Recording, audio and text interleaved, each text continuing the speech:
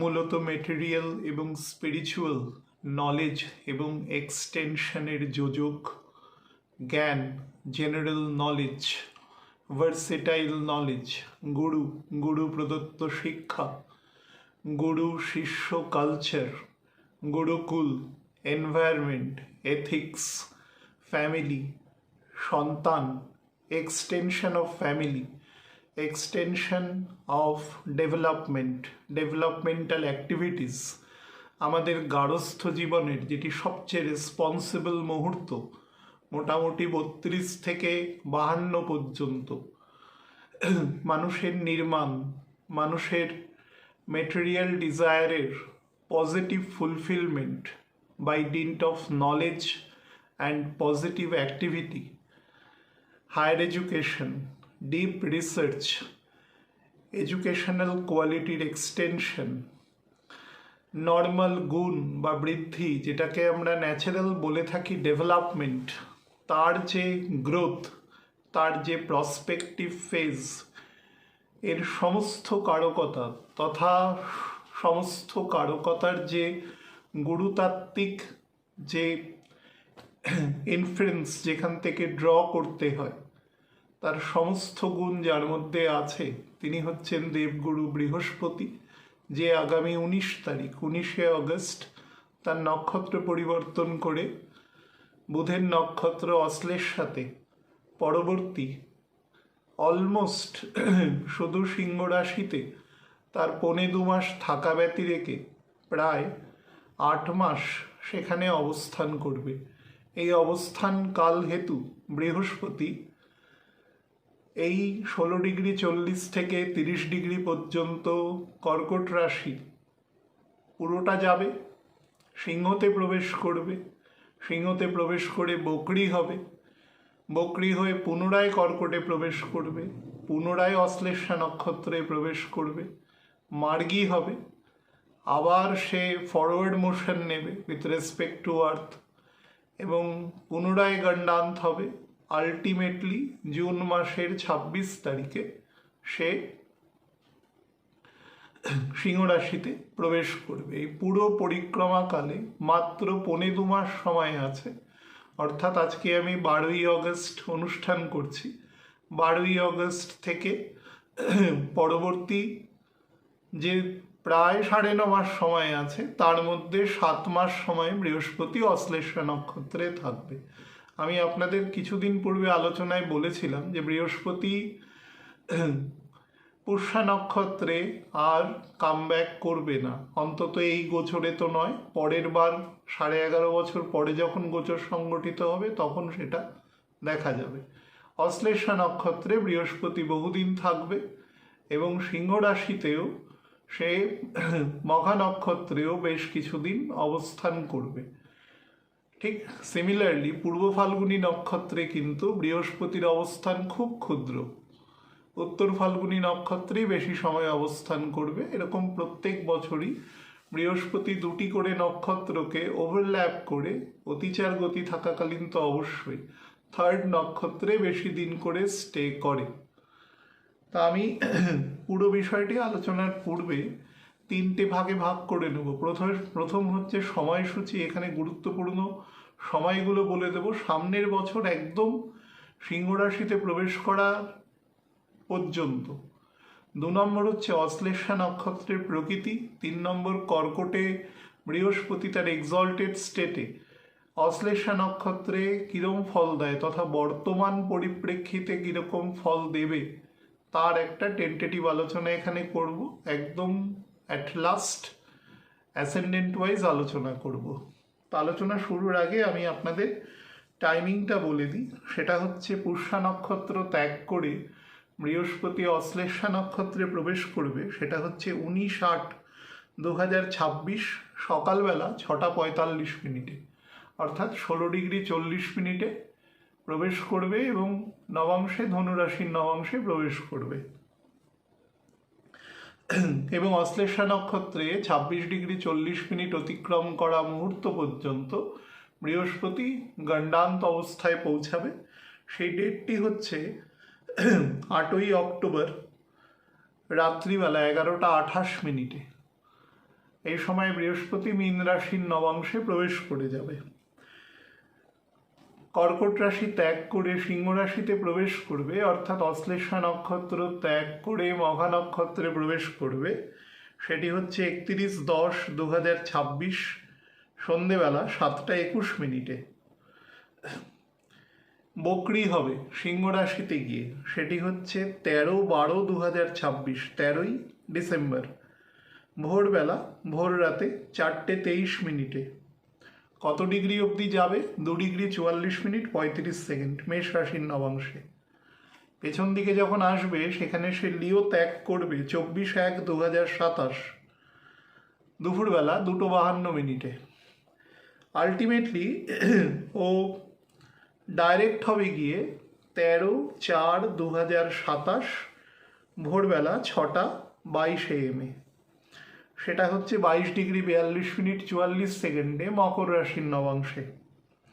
এবং আলটিমেটলি আবারও forward motion নেবে। এই সময়টা কিন্তু পুনরায় আবার অশ্লেষা নক্ষত্রে রয়েছে, যবে থেকে লিওতে প্রবেশ করছে। সেটা হচ্ছে 24শে জানুয়ারির পর থেকে, অর্থাৎ 24শে জানুয়ারি থেকে 26শে জুন পর্যন্ত বৃহস্পতি কিন্তু পুরো এই 5 মাস সে কিন্তু অশ্লেষা নক্ষত্রেই থাকবে। এবং তার আগে এই বছরের 2 মাস সে অশ্লেষা নক্ষত্রে, আমি যেটা প্রথমেই বললাম যে 8.5 মাসের 9.5 মাসের মধ্যে 7 মাসই অশ্লেষা নক্ষত্রে জুপিটার অবস্থান করছে।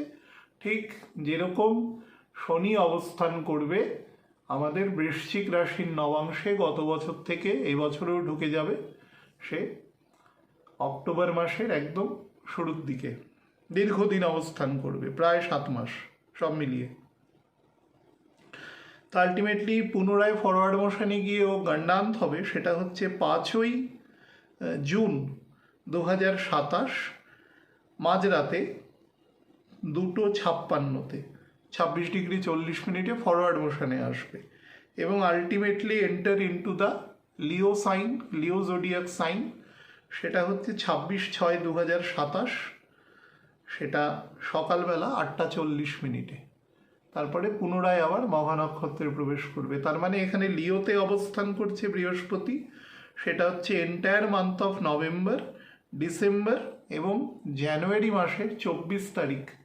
তার মানে টেন্টেটিভলি 85-86 দিনের মতন অবস্থান করছে, মানে প্রায় 3 মাসের কাছাকাছি। আমি যেটা 2.25 মাস বলেছিলাম সেটা ভুল বলেছিলাম, 2.25-3 মাসের বেশি। তো এবং বাকি 7 মাস অশ্লেষা নক্ষত্রে অবস্থান করবে। এটা মঘা নক্ষত্রে বৃহস্পতির প্রথম টার্ম। এরপরে আলটিমেটলি বৃহস্পতি যখন মেষে ঢুকবে তখন অতিচার গতিতে থাকবে। তো পরবর্তী দেখা যাবে প্রায় 2 মাস বা 2 মাসের সামান্য বেশি সময় পুনরায়ও মঘাতে থাকছে 13°40' পর্যন্ত, কর্কটের নবাংশ পর্যন্ত। তো সেই সময় মিলিয়ে, দুটো মিলিয়ে 4.5 মাস মতন বৃহস্পতির মঘাতে স্টে আছে এই অতিচার গতিতে। আমি আলোচনা শুরু করার পূর্বে প্রথমে অশ্লেষা নক্ষত্র নিয়ে বলে নেব। দ্যাট ইজ আ নক্ষত্র অফ মিস্ট্রি। 9 নম্বর নক্ষত্র আমাদের প্রথম, আমাদের যে 3টে নবাংশের স্টেপ আছে, 1 থেকে 9, 10 থেকে 18 এবং 19 থেকে 27, এই যে 3টে পিরিয়ডিক্যাল স্টেপস আছে, তার প্রথম স্টেপের শেষ নক্ষত্র হচ্ছে আমাদের অশ্লেষা নক্ষত্র, যার বিস্তার আছে মহাকাশে 106°40' থেকে 120° পর্যন্ত, বা কর্কট রাশির 16°40 থেকে একদম 30° পর্যন্ত অশ্লেষা নক্ষত্রের বিস্তার। এবং এই নক্ষত্রের শেষ নবাংশ কিন্তু গণ্ডান্ত স্টেট। অশ্লেষা নক্ষত্র কালপুরুষের বেশ কয়েকটি 27টি নক্ষত্রের মধ্যে একটি অতি গুরুত্বপূর্ণ নক্ষত্র, because it is being controlled by the নাগ কারকোটক। কারকোটক অত্যন্ত বিষধর নাগ, অষ্টনাগের মধ্যে কারকোটকের নামও রয়েছে। আমাদের শ্রী শ্রী রামচন্দ্রের, যদি আপনি রামচরিতমানস পড়েন, সেখানেও কারকোটকের বিবরণ দেওয়া আছে। অত্যন্ত বিষধর সাপ অষ্টনাগের মধ্যে। এখানে কারকোটককে সিম্বলিক্যালি ব্যবহার করা হয়েছে because of the negative side of that নক্ষত্রা। It is a nakshatra to be created by the 6-star constellation. 6টি তারার নক্ষত্রপুঞ্জ নিয়ে অশ্লেষা নক্ষত্র তৈরি হয়েছে এবং এই নক্ষত্রের নবাংশগত বিস্তার ধনু থেকে মীন পর্যন্ত, যে কোনো বুধের নক্ষত্রের নবাংশগত বিস্তার, সেটি জ্যেষ্ঠা হোক, সেটি রেবতী হোক, তার ধনু থেকে মীন পর্যন্তই থাকে, কারণ লাস্ট পার্টটা তার গণ্ডান্ত আছে।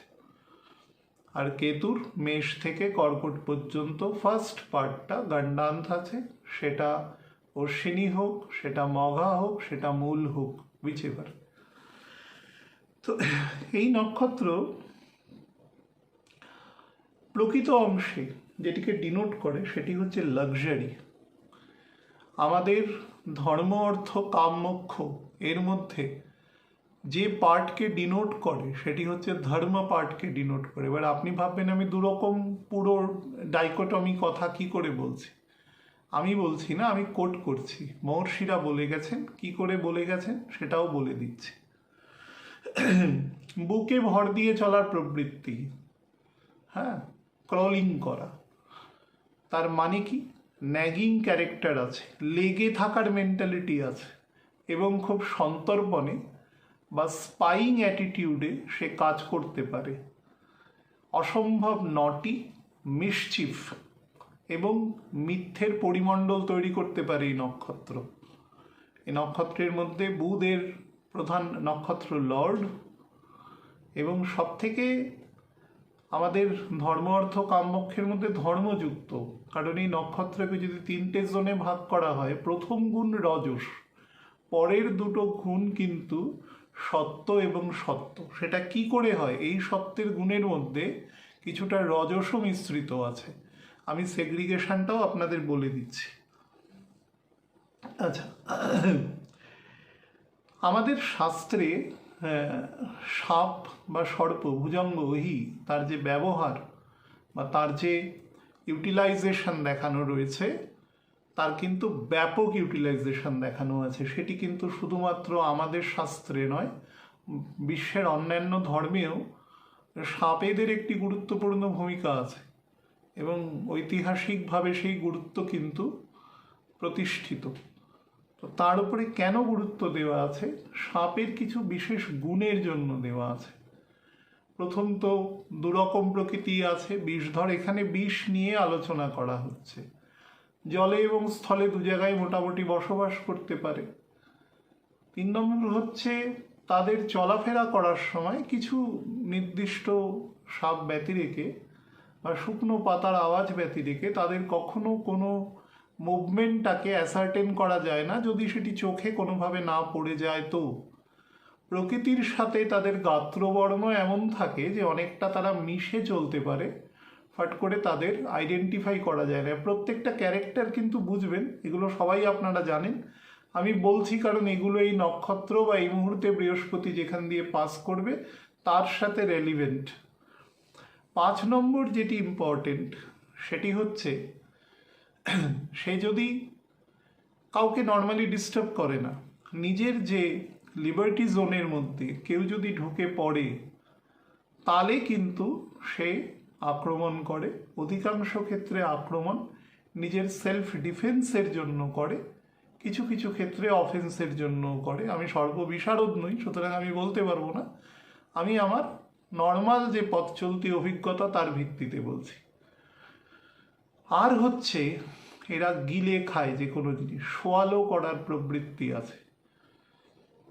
তো যে দাঁত আছে সেটি তো কাঁটা, সেটি মুখ্যত তাদের বিষকে কোনো প্রাণীর দেহে নিঃসরণ করার জন্যই ব্যবহৃত হয়, সেটি তো কামড়ানোর জন্য ব্যবহার হয় না।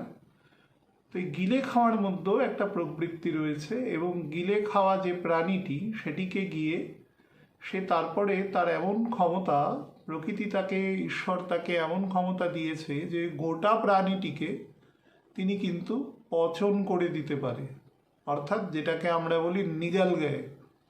হ্যাঁ, তো এই গুণ সাপের মধ্যে আছে। এবং যত বড় সাপ হবে তার যেমন শাখামুটি সাপ আপনারা শুনেছেন, শাখামুটি সাপ অন্যান্য বিষধর সাপকে খেত, যদিও এখন খুব একটা পাওয়া যায় না, আমি শুনেছি সেটা। কিন্তু থাকলে পরে হয়তো এখন এত এই সমস্ত যে সমস্ত চন্দ্রবোড়া বা অন্য শঙ্খচূড় এসব যে দেখা যায় এগুলো কম দেখা যেত। আমরা অনেকটা সেভড হতাম, কারণ গ্রামীণ জীবনে কিন্তু এই বর্ষাকালে বা শীতের শুরুর দিকে প্রচুর সাপে কাটার খবর পাওয়া যায়। আমাদের খুব স্নেক ইনফেস্টেড এরিয়া, তাও তো এখন অনেক উন্নত হয়েছে, অ্যান্টিভেনাম পাওয়া যায়, একটা সময় পাওয়াই যেত না, বহু মানুষ ওই তার জন্য তার মৃত্যু হতো। সুতরাং এর মধ্যে অনেকগুলো অস্বাভাবিক গুণ আছে। সাপের থেকে সমৃদ্ধিকে বোঝানো হয় যে কোনো ধনসম্পত্তি বা তার গার্ডের ক্ষেত্রে। আমাদের যে নিচের দিকে সপ্ততল আছে, যে অতল আছে, রসাতল আছে, হ্যাঁ, তলাতল আছে, এখানে সাপেদের একমাত্র সুতল লোকে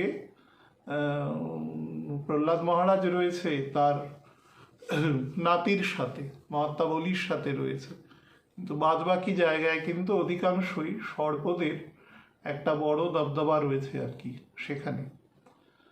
তো তার মানে সাপের সাথে এক ধরনের হিডেন ট্রেজার যুক্ত আছে, তার সাথে গুপ্তধন বা ধনরক্ষক। আপনারা বহু দেখবেন এখনো অনেক পুরনো ঐতিহাসিক প্লেসে গেলে দেখতে পাবেন যে কোনো ট্রেজারি ছিল বা কিছু ছিল, সেখানে সাপের ছবি দেওয়া আছে, অর্থাৎ এক ধরনের বিপজ্জনক প্রবণতা। এখন দেখবেন কোনো জায়গায় একটা কঙ্কালের স্কেলিটনের মুখ দেওয়া থাকে, আগে সাপের মুখ দেওয়া থাকতো এরকম। তো সাপকে একাধারে প্রোটেক্টর, রক্ষক, একাধারে সম্পদ, একাধারে যৌন সঙ্গমের সাথেও যুক্ত করা আছে। এই সব কটা কিন্তু অশ্লেষা নক্ষত্রের প্রকৃতি, অর্থাৎ স্বাভাবিক আমাদের সমস্ত যারা মেটিংয়ের সাথে যুক্ত থাকে, মেল ফিমেল আইডেন্টিটি আছে এবং তাদের মধ্যে যৌন সম্পর্ক সংগঠিত হয়, তার সাথেও সর্পকে আইডেন্টিক্যালি যুক্ত করা হয়। গ্রাম লেভেলে তার প্রচুর কথা রূপ মানে প্রচলিত আছে। মা মনসার পুজো আছে আগামী মোটামুটি 6 দিন পরে, 18 তারিখ। সুতরাং দেখবেন এই লোককথা প্রচুর প্রচলিত আছে সেই রিগার্ডিং।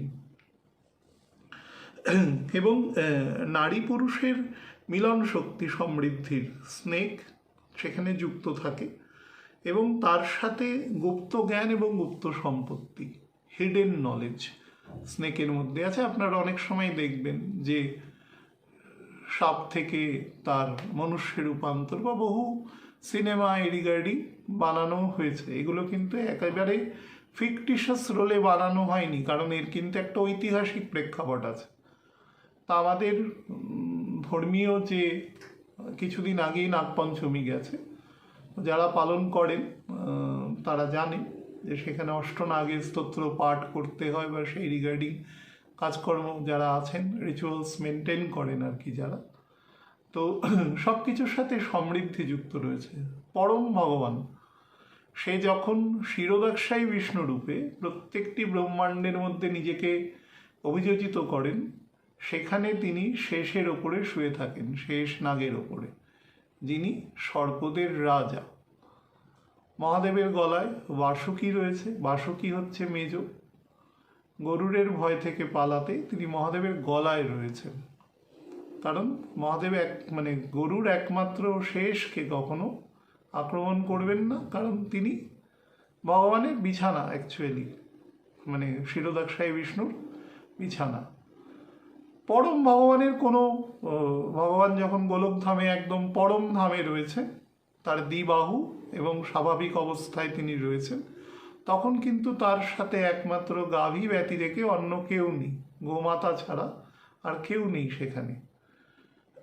কিন্তু তিনি যখন নিজেকে গর্ভদাক্ষায়ী, কারণদাক্ষায়ী, যখন ক্ষীরোদাক্ষায়ী স্টেটে আনছেন, তিনি নিজেকে আরও নিয়ে যাচ্ছেন মেটেরিয়াল ওয়ার্ল্ডে, তো তিনি ঢুকবেন না, কিন্তু তার একদম সীমারেখায় অবস্থান করবেন যখন, তখন তিনি সর্পের উপরে রয়েছেন। এবং সেখানে কে রয়েছেন? মা লক্ষ্মী রয়েছেন। তো মা লক্ষ্মী কি আছে? ধন প্রদানকারী, ভগবানের সাথে অন্তরীণভাবে যুক্ত। তো সেই হিসাবে তিনিও কিন্তু সর্পের উপরে, আমরা ছোটবেলায় বিভিন্ন গল্পতে পড়েছি যে সাপের মাথায় মণি থাকে বা সেই রকম সংক্রান্ত, অর্থাৎ সাপের সাথে এক ধরনের ট্রেজার যুক্ত রয়েছে। এবং সেই ট্রেজার বা আপনারা সাউথ ইন্ডিয়াতে ভগবানের মন্দির আছে, পদ্মনাভ স্বামী মন্দির আছে, যেটা শিরোদাক্ষায়ী বিষ্ণুর পূর্ণ মূর্তি রয়েছে সেখানে, পূর্ণ মূর্তি। যারা গেছেন তারা দেখেছেন সেখানকার যে ট্রেজার আছে যেগুলো, সেগুলো কিন্তু সেই রকম কিছু চিত্রাঙ্কিত অবস্থায় রয়েছে। আমি বিষয়ের মধ্যে অত ঢুকছি না, কিন্তু আমার মেন কথা হচ্ছে, এখানে আমি অনেকগুলো পয়েন্টকে বলেছি, সেগুলো হচ্ছে গুপ্ত জ্ঞান, গুপ্ত ধন, যৌন মিলন শক্তি, অ্যাম্বিশন, তার সাথে লালসা, মিসচিফ, কিছু ক্ষেত্রে মিথ্যে বলা, খুব সতর্ক, সজাগ, কারুর সাথে খুব একটা তার বন্ধুত্ব বা শত্রুতা কোনো অবস্থানেই নেই, কিন্তু তিনি যদি আঘাতপ্রাপ্ত হন তাহলে অবশ্যই সে একদম প্রত্যাঘাত করতে প্রস্তুত, এবং খুব কঠোর প্রত্যাঘাত করা, যেটি কিন্তু একটি বড় হাতিকেও সে কিন্তু হত্যা করতে পারে। এই ধরনের বিষও তার মধ্যে রয়েছে। কার্কোটাক এর সিম্বল রয়েছে, যে হচ্ছে সাপেদের মধ্যে সবথেকে বিষধর সাপ। তো এই স্বয়ং প্রকৃতিগুলো, এবং আবার একাধারে তাকে ধর্মের সাথে, যে এলিমেন্টের সাথে যুক্ত করা হয়েছে, সেটি হচ্ছে আমাদের রাইচাস এবং রিচুয়ালস তার সাথে যুক্ত, ধর্মীয় কাজ তার সাথে এবং ধর্মের সাথে যুক্ত। এবং প্রথম পার্ট রাজসিক হওয়া সত্ত্বেও পরের যে অংশ, সেই অংশ কিন্তু সাত্ত্বিক এবং সাত্ত্বিক। কী করে? এই নক্ষত্রের ফার্স্ট পোর্শন প্রচণ্ড অ্যাক্টিভ পার্ট। রাজসিক মানে অত্যাধিক অ্যাক্টিভ, তার মধ্যে ক্ষাত্র ধর্ম আছে। একজন সোলজার, একজন সিকিউরিটি পার্সোনেল, একজন সাধারণ মানুষের থেকে কতটা বেশি সক্রিয় এবং ক্ষিপ্র এবং কতটা শারীরিক মানসিকভাবে সে সক্ষম, সেটা আমরা আচ্ছার বিভিন্ন ঘটনা প্রবাহের মাধ্যমে দেখতে পাই। তো সেই থেকে তার রাজসিক গুণ বোঝা যায়, এবং প্রবল ইচ্ছার কারকতা সেখানে থাকে, প্রাত্যহিক রুটিন অ্যাক্টিভিটিসের সাথে থাকে, এবং হাই ভ্যালুয়েবল এবং ডাইরেক্টিভ ফোর্স সেখানে থাকে, এবং ডিসিপ্লিন ফোর্স সেখানে যুক্ত থাকে। তার সাথে সে তার অ্যাম্বিশনের দিকে খুব ডিসিপ্লিন মেথডে বা ম্যানারে সে এগোতে থাকে। এটি হচ্ছে প্রপার রাজসিক গুণের, এবং তার সাথে তার ক্ষাত্র ধর্ম। এবং সে যে বর্গভুক্ত হোক, ক্ষাত্র ধর্ম তার প্রধান ধর্ম, দি প্রোটেক্টর। এখানে স্নেককে প্রোটেক্টরের জায়গায় দেখা হচ্ছে। তারপরে কিন্তু when it was achieved or it is to be achieved by a person or anybody else, তারপরে কিন্তু তার মধ্যে শান্ততা আসছে, যে না, এবার আমি একটা রুটিন ম্যানারে জিনিসটা চালাবো, এবং আমি আস্তে আস্তে ঈশ্বরের দিকে ইনক্লিনেশন হব, যদি ওই মুহূর্তে আমার মধ্যে কোনো অ্যাবারেশন না আসে। তো অ্যাবারেশন আসলে আমি যে রাজসিক ক্ষমতা দ্বারা, কার্য দ্বারা যে ক্ষমতা অর্জন করেছি, সেই ক্ষমতাকে কিন্তু আমি নেগেটিভ অর্থ ব্যয় করতে পারি। সত্যগুণ মানে এখানে কিন্তু সাত্ত্বিক অবস্থায় শুধুমাত্র বোঝাচ্ছে না, সত্যগুণ মানে বোঝাচ্ছে আমি একটা এমন নিউট্রাল স্টেটে পৌঁছে যাচ্ছি যেখানে জেনারেটর যে কারেন্ট জেনারেট করছে তার মাধ্যমে সে নিজের যন্ত্রকেও চালাচ্ছে, অর্থাৎ হার্ট নিজেকেও পরিচালনা করছে তার কারেন্টের দ্বারা, তার অক্সিজেনের দ্বারা। হার্টের মধ্যে যে রক্ত যায় সেটা সব থেকে বেশি অক্সিজেনেটেড ব্লাড। তো আবার সে সারা শরীরেও রক্ত সঞ্চালন করছে। এই ধরনের একটা স্টেটে এই নক্ষত্র পৌঁছে দেয় মানুষকে। এটা একটা নিউট্রাল স্টেট। এটাকে কিন্তু শুধুমাত্র সত্তরজতম এই কন্ডিশনে চিন্তা করবেন না, এটাকে সেই সাত্ত্বিক অবস্থানের ক্ষেত্র বলেনি। আপনারা সর্পকেও দেখবেন, খুব রেয়ার ক্ষেত্রে আপনারা সাপকে দেখবেন যে খুব ক্ষিপ্র শান্ত একটা জায়গায় কুণ্ডলীকৃত অবস্থায় বসে আছে। সেই কুণ্ডলীর সাথে এখানে কুণ্ডলিনী জাগরণের ক্ষমতাও বলা হয়েছে, অর্থাৎ রাজসিক কর্মের দ্বারা বা প্রথম পর্যায়ের সাত্ত্বিক গুণের দ্বারা সে কুণ্ডলী জাগরণের দ্বারাও কিন্তু নিজের যে মোক্ষ লাভের পরিস্থিতি সেটাও কিন্তু তৈরি করতে পারে এবং একটু ডিফারেন্ট ওয়েতে তৈরি করতে পারে। অর্থাৎ সেখানে সে নিজেই নিজের হিলার হিসাবে প্রতিপন্ন হয়। গুরুও সেই কাজটি করে। একজন গুরুর সেটি কাজ, সে তার শিষ্য বা শিষ্যাকে সেই পর্যায়ে উত্তীর্ণ করে দেন যাতে তিনি সেটি করতে পারেন এবং বহু মানুষকে সে টেনেও নিয়ে যেতে পারেন। এই ধরনের গুণাবলী গুরুর কাজ, তাকে দিয়ে দেন। আচ্ছা, রজস কর্মের দ্বারা কৃতকার্য এবং প্রাপ্ত ফলস্বরূপ নতুন করে রহস্যের জন্ম দেয়। সে কি প্রারব্ধ কর্মের দ্বারা পরবর্তী সময় সমৃদ্ধি প্রদান করছে সেটিও সেখানে নির্ণায়ক ভূমিকা কিন্তু পালন করে। অর্থাৎ কি ধরনের রাজসিক কর্ম সে করে আসছে।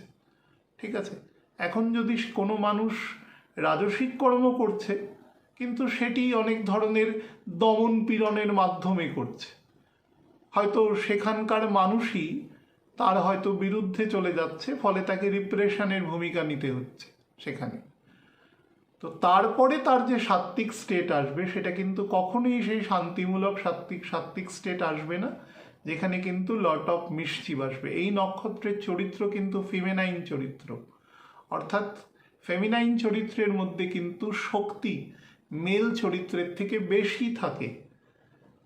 প্রকৃতি বা ঈশ্বর নারীকে বেশি ক্ষমতা প্রদান করেছে পুরুষের থেকে। পুরুষ হম্বিতম্বির দ্বারা নিজের বা কিছু সামাজিক সুবিধার দ্বারা ঐতিহাসিকভাবে সেই ক্ষমতাকে ম্যাল ইউটিলাইজ করেছে বা এখনও করছে, ভবিষ্যতে করবে কিনা আমি জানি না, কিন্তু এখনও করছে। কিন্তু নারীদের মধ্যে ক্ষমতা পুরুষের থেকে অনেক বেশি আছে, সব রকম ক্ষমতা তার মধ্যে বেশি আছে। তো সেই ক্ষমতার মধ্যে কোনো নক্ষত্রের মধ্যে যদি নারীত্বের ক্ষমতা থাকে এবং সেটাও চন্দ্রের ঘরে, তাও বুধের মতন নক্ষত্রে, তাহলে বুঝবেন সে কিন্তু মাল্টি ডাইমেনশনাল গুণ সম্পন্ন হতে পারে একাধারে। তো সেই গুণটি কিন্তু পজিটিভলি ইউজ করলে ভেরি পজিটিভ, নেগেটিভলি ইউজ করলে ভেরি নেগেটিভ, এর কোনো মাঝামাঝি মিড পয়েন্ট নেই। এবং এই নক্ষত্রের মধ্যে এমন একটি নবাংশ আছে মকর, যেখানে বৃহস্পতি তার এক্সল্টেড স্টেটে থেকেও সে কিন্তু নীচ হতে পারে। আবার সক্ষেত্রেও আছে দুটো, একটি তার মূল ত্রিকোণও আছে। এখানে একটা পিকিউলিয়ার স্টেট আছে, অর্থাৎ আপনি কিভাবে আপনার রাজসিক গুণকে পরিচালনা করবেন তার উপরে আপনার সাত্ত্বিক গুণ দাঁড়িয়ে থাকবে। সে সাত্ত্বিক গুণকে বাইরে থেকে দেখে খুব নিউট্রাল, বহু মানুষকে দেখবেন বাইরে থেকে খুব শান্ত, খুব স্থির মনে হচ্ছে, কিন্তু ভেতরে সে ভয়ানক অশান্ত। ভেতরে সে এই নিউ ইয়র্ক চলে যাচ্ছে, এই হয়তো জাকার্তা চলে যাচ্ছে, এই আবার বাড়িতে ঘুরছে, সর্বদা ফাইন্যান্সিয়াল চিন্তা করছে এবং নিজেকেও অস্থির করছে, এবং বাইরে থেকে সে একটা খুব সুন্দর মুখোশ পরে রয়েছে যে খুব শান্ত দেখাচ্ছে, কিন্তু আদপেও সে শান্ত নয়। ছক দেখলে বোঝা যায় সে ধরনের মানুষের। এই ধরনের ফ্যাক্টও কিন্তু এই নক্ষত্র তৈরি করতে পারে। এই নক্ষত্রের বুঝবেন যে কোনো মিড পয়েন্ট নেই, হয় এদিকে যাবে অথবা এদিকে যাবে, মাঝামাঝি জায়গা দিয়ে যাওয়ার কোনো সিচুয়েশন নেই। আচ্ছা, সাইক্লিক রেজাল্ট এখানে প্রদান করতে থাকে, যা মধ্যবর্তী লেভেলের পারমার্থিক শক্তিকে প্রদান করে থাকে, যেটা আমি একটু আগে বলছিলাম। অর্থাৎ সাত্ত্বিক যে গুণটা পায় সেটি শুদ্ধ সাত্ত্বিক গুণে খুব রেয়ার যেতে পারে। এটা এক ধরনের মাঝামাঝি সাত্ত্বিক গুণ সম্পন্ন, যেখানে কিন্তু মেটেরিয়াল জিনিস আর গেটিং ইনভলভড, কিন্তু মেটেরিয়াল লোভটা সেভাবে আসছে না, কারণ ওটা একটা সাইক্লিক অর্ডারের মধ্যে চলে এসেছে। চতুর, খুব চতুর এখানে, এবং তার সাথে কুণ্ডলী পাকানো, এটা আমি বলছিলাম কুণ্ডলী পাকানোর মধ্যে এক ধরনের খল বুদ্ধি, শকুনি তুল্য বুদ্ধিও এখানে করে, আবার কুণ্ডলী পাকানোর মধ্যে অনেক জটিল বুদ্ধির মীমাংসারও সেখানে জায়গা থাকে। যেরকম আমরা শব্দ জব্দ করি, তো সেখানে তো একটা কুণ্ডলী পাকানো জায়গা, কিন্তু সেটা আমরা নিজের বুদ্ধিকে ধার দেওয়ার জন্য করি, বা অন্যান্য বিভিন্ন ম্যাথামেটিক্যাল যে প্রবলেমস আছে বা রিজনিং আছে সেগুলো করতে হয় আমাদের। আচ্ছা, এর মধ্যে যে প্রকৃতি তৈরি করে সেটি হচ্ছে ধূর্ত, চালাক, কিছু ক্ষেত্রে ইললেজিটিমেট কাজের দ্বারা যুক্ত থাকে, ধূর্ত হয়, জেদি হয়, কিছু ক্ষেত্রে অ্যাথিস্ট হয়। আমি একটি মহান লোকের নাম বলতে পারি আমাদের দেশের, যিনি মহান কর্মকাণ্ডের সাথে যুক্ত। আমি ভালো খারাপের বিষয় যাচ্ছি না, কারণ ওটা আপেক্ষিক ব্যাপার। তার স্যাটার্ন এই নক্ষত্রে অবস্থান করেছে, তো তার জীবনে পরস্পর বিরোধী বিভিন্ন মতবাদ আছে, কিন্তু মতবাদ তার সম্পর্কেই আছে যার মানুষের প্রকাণ্ড কর্মকাণ্ডও আছে, এটাও মাথায় রাখতে হবে। তো প্রকাণ্ড কর্মকাণ্ডের সাথে তিনি যুক্ত, এই ধরনের কাজই করায় এই নক্ষত্রের গুণ। এটি পয়জন বা বিষ আছে এই নক্ষত্রের মধ্যে, অর্থাৎ এই নক্ষত্র খুব ব্রুটাল ক্যারেক্টার নিতেও কিন্তু পিছপা হয় না। আবার একদম শান্ত স্টেটে, একটি সাপ যখন শান্ত রয়েছে কেউ ভাবতে পারবে না তিনি একটি কয়েক টনের হাতিকে কামড়ে দিলেও সেটি মরে যেতে পারে, তার ওই সামান্য বিষে মরে যেতে পারে, এত ক্ষমতা। হয়তো সময় নেবে, কিন্তু মরে যেতে পারে। বাঘ সিংহ তো মরে যেতেই পারে, তো এত ক্ষমতাশালী। মেল ক্যাট এর সাথে রাক্ষস গুণ এখানে তৈরি করে, এবং এটি মানে যাকে বলে দেবারি গুণ সম্পন্ন, কিন্তু বুঝছেন ধর্মীয় কাজ করছে, এবার দেবারি গুণ সম্পন্ন, অর্থাৎ মহারাজ বলির মতন,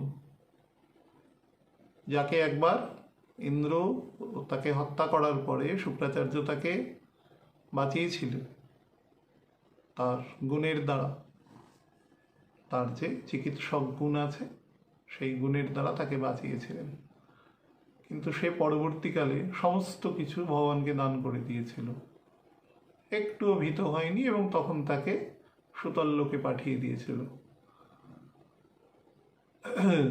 এবং বিবস্বত মন্বন্তরে তাকে ভগবান ইন্দ্রের পদ দিয়েছিল। আমি বলি না যে সবগুলো একটা করে পদ ভগবান যাকে বসিয়ে দেবে তাকে বসিয়ে দেবে, তো তাকে সাবর্ণ মন্বন্তরে তাকে ইন্দ্রের পদ প্রদান করিয়েছিল। তো ঈশ্বর পরম ভগবান যাকে মনে করবে সে পদে বসিয়ে দিতে পারে, সেটা তার ডিজায়ারের উপর ডিপেন্ড করছে সম্পূর্ণ। এই নক্ষত্রের মধ্যে সেই গুণ কিন্তু পূর্ণ মাত্রায় রয়েছে, অর্থাৎ সম্পূর্ণ এদিকে এবং সম্পূর্ণ ওদিকে, এবং মন বা ইমোশনের সাথেও পূর্ণ মাত্রায় যুক্ত। বিরক্ত করলেই কিন্তু সে বাইট করবে। মঙ্গলের নেগেটিভ গুণ আছে এখানে, মঙ্গল এখানে নিচ থাকে, ঠিক আছে। এখানে রেস্ট নেওয়া সোলজার থাকে বা ওন্ডেড সোলজার থাকে, যে কিন্তু বেশি খতরনাক হয়ে যেতে পারে পরিস্থিতি বলে। সুতরাং বা ম্যান ইটার যাকে বলা যায়, বুড়ো হয়ে গেছে, দাঁত ভেঙে গেছে সেই বাঘের, সে আর সেই ক্ষিপ্র পশুকে শিকার করতে পারছে না, তখন সে কাকে শিকার করছে না মানুষ বা গবাদি পশু, মনুষ্য এলাকার মধ্যে ঢুকে যাচ্ছে, তাকে তো বাঁচতে হবে খেয়ে। সেই পরিস্থিতি তখন সে ভয়ানক, তার বডি ওয়েটও মারাত্মক। তো সেই ধরনের প্রকৃতি কিন্তু মানে half wounded person is much more dangerous than a full wounded person. তো সেই রকম স্টেটের গুণ কিন্তু এই নক্ষত্রের মধ্যে আছে। অনেকটা বলেছি, তার কারণ হচ্ছে বহু লোক আমাকে বলে যে নক্ষত্র ভিত্তিক আলোচনা করতে। ব্যাপারটা দুঃখজনক হলেও আমি তো আমার মতন করে বকর বকর করতে থাকি, অনেক সময় পেরিয়ে যায়, বহু মানুষ একটু মন্দ কথাও বলে, ঠিক আছে, সে বলতেই পারে যে আপনার কোনো কাজ নেই, বসে বকতে থাকেন। তো ফ্যাক্ট হচ্ছে আমি দীর্ঘদিন ধরে বলি, আমার এই চ্যানেলটি খুবই ক্ষুদ্র, হয়তো 12-13 হাজার লোক আছে এর সাথে যুক্ত, 2-3 হাজার হয়তো বাইরে থেকে দেখে, কিন্তু ফ্যাক্ট হচ্ছে আমি কিন্তু এসব আলোচনা বহু আগে করে দিয়েছি। যারা রিসেন্ট দেখে তারা তো আর 300টা কোনো পর্বের পেছন দিকে যাবে না, তার ফলে তারা হয়তো বুঝতে পারেন না যে জিনিসটা আমার অলরেডি বলা আছে। সাপির যোগ নিয়ে কথা বলেন, যে অনুষ্ঠান করে দিতে, আমার এখানে করা আছে অনুষ্ঠান, আমি বছর 2-3 বা 4 বছর আগে করে রেখেছি। কেউ মাঙ্গলিক দোষ নিয়ে বলে, আরে বাবা 10টা ছক ওপেন করলে 4-5টা ছকই মাঙ্গলিক বেরোয়। তো পৃথিবীতে কি বিবাহ যদি কোনো কারণে বিবাহ ইনস্টিটিউট যদি নষ্ট হয়, সেটি প্রাসঙ্গিকতা হারায় অন্যান্য অনেক কারণে। আমাদের পরিবারগুলোই এখন ছোট হয়ে গেছে। পরিবারের মধ্যে যে একটা বাচ্চা যখন ছোট থেকে বড় হয়, সে যে অনেক কিছু দায়বদ্ধতার মধ্যে বড় হয়, তার যে সম্পর্ক তৈরি করার জন্য তার তার মনের মধ্যে যে রিল্যাক্সেশন, তার ধৈর্য ছোট থেকে তৈরি হওয়া উচিত, সেগুলোর বিনিময়ে তাকে ছোটবেলা থেকেই একটা দৌড় করিয়ে দেওয়া হয় ঘোড়ার মতন, তুমি দৌড়াতে থাকো, যে তোমাকে 100-তে বেশি নম্বর পেতে হবে, 100 থেকেও বেশি নম্বর পেতে হবে।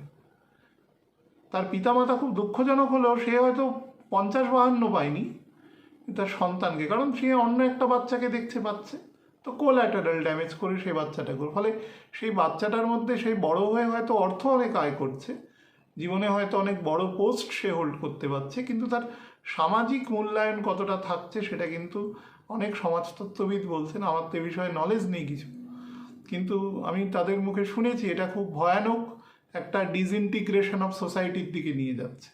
কারণ আমাদের সোসাইটিতে অনেকগুলো শব্দ উঠে যাবে, মামা, মাসি, কাকা, জ্যাঠা, এগুলো থাকবে না। মানুষের এখন খুব বেশি হলে 2টো সন্তান, তাও সেটা 15% ফ্যামিলিতে, অধিকাংশই একটি সন্তান। তো একটি সন্তান কাকে, তার যখন সন্তান হবে সে কাকে বলবে? তো এই শব্দগুলোই, এই আত্মীয়তাগুলোই আর থাকবে না পরের জেনারেশনে। তো এগুলো সামাজিক ক্রাইসিস, এই ক্রাইসিসেরই এফেক্ট হচ্ছে অন্যান্য ক্রাইসিস, একটার সাথে একটা কোরিলেটেড হয়। সুতরাং আলাদাভাবে কোনো কিছুকে অ্যাড্রেস করলে কিন্তু সেটা হবে না। তো যাই হোক, আমি আপনাদের একটু বলে দিই যে এই নক্ষত্রে বৃহস্পতির কী কী স্পেশাল গুণ আছে। প্রথম যে গুণ যেটা দেবে সেটা হচ্ছে অসম্ভব বিদ্যা রিলেটেড জায়গায়, এডুকেশন রিলেটেড জায়গায়, শিক্ষা, লার্নিং, টিচিং বা কোনো কোচ, এই জাতীয় পেশা, সেই কোচ কিন্তু কোনো খেলার হতে পারে, তিনি কোনো টেকনিক্যাল মাধ্যমের কোনো শিক্ষক হতে পারেন, তিনি কোনো নর্মাল বিষয়ে কোনো রিসার্চ কাজ করছেন সেরকম কোনো ব্যক্তির কোনো মেন্টর হতে পারেন, হুইচ এভার, তাদের ক্ষেত্রে কিন্তু অসম্ভব ভালো সময় প্রদান করবে। এবং মনে রাখবেন, একজন শিক্ষকের যখন ভালো সময় আসে তখন কিন্তু সমাজের ভালো সময় আসে, কারণ সমাজের সেকশন তখন সমৃদ্ধ হয় এডুকেশন, নলেজের দ্বারা। তাছাড়া এটা হচ্ছে প্রথম জায়গা তৈরি করবে, অর্থাৎ এডুকেশনের প্রসার এবং প্রচার এবং এডুকেশনের সাথে যুক্ত মানুষদের যত রকম সমস্যা বা যেগুলো রয়েছে সেগুলো কিন্তু right now going to B addressed সেখানে, কারণ তারাও তো একটা কাঠামোর মধ্যে কাজ করছেন, সরকারি, বেসরকারি, আধা সরকারি বা প্রাইভেট টিউশন যারাই করছেন, টিচার বা কোচিং করছেন, বিভিন্ন কুম্ফু, ক্যারাটে সব শেখাচ্ছেন, বাস্কেটবল, ভলিবল, সাঁতার, দাবা, সবাই তো মাস্টারমশাই, গুরু। তো গুরুর যে পরম্পরা এবং তার যে ঘরানা, সেটা বা গানের শিক্ষক বা অঙ্কনের শিক্ষক, নৃত্যের শিক্ষক, নাটকের শিক্ষক, তাদের যে বিভিন্ন রকম কনস্ট্রেইনস আছে তাদের কাজ করতে গিয়ে, তাদের যত রকম সমস্যা আছে সেই সমস্যাগুলো কিন্তু অ্যাড্রেস হবে। আমি কিন্তু একবারও বলিনি সলভ হতে পারে, আমি বলছি অ্যাড্রেস হবে। সলভ হওয়ার প্রেক্ষাপটটা সামনের বছর ফেব্রুয়ারির মিড থেকে স্টার্ট হবে। কিছু কিছু ক্ষেত্রে সলভ হবে, সেটা মান্ডেন ব্যতি রেখে, যেসব এরিয়াতে চন্দ্রের তথা শুক্রের প্রাধান্য বেশি আছে, যেসব জায়গায়, সেসব জায়গায় মান্ডেন অনুসারে সলভ হবে।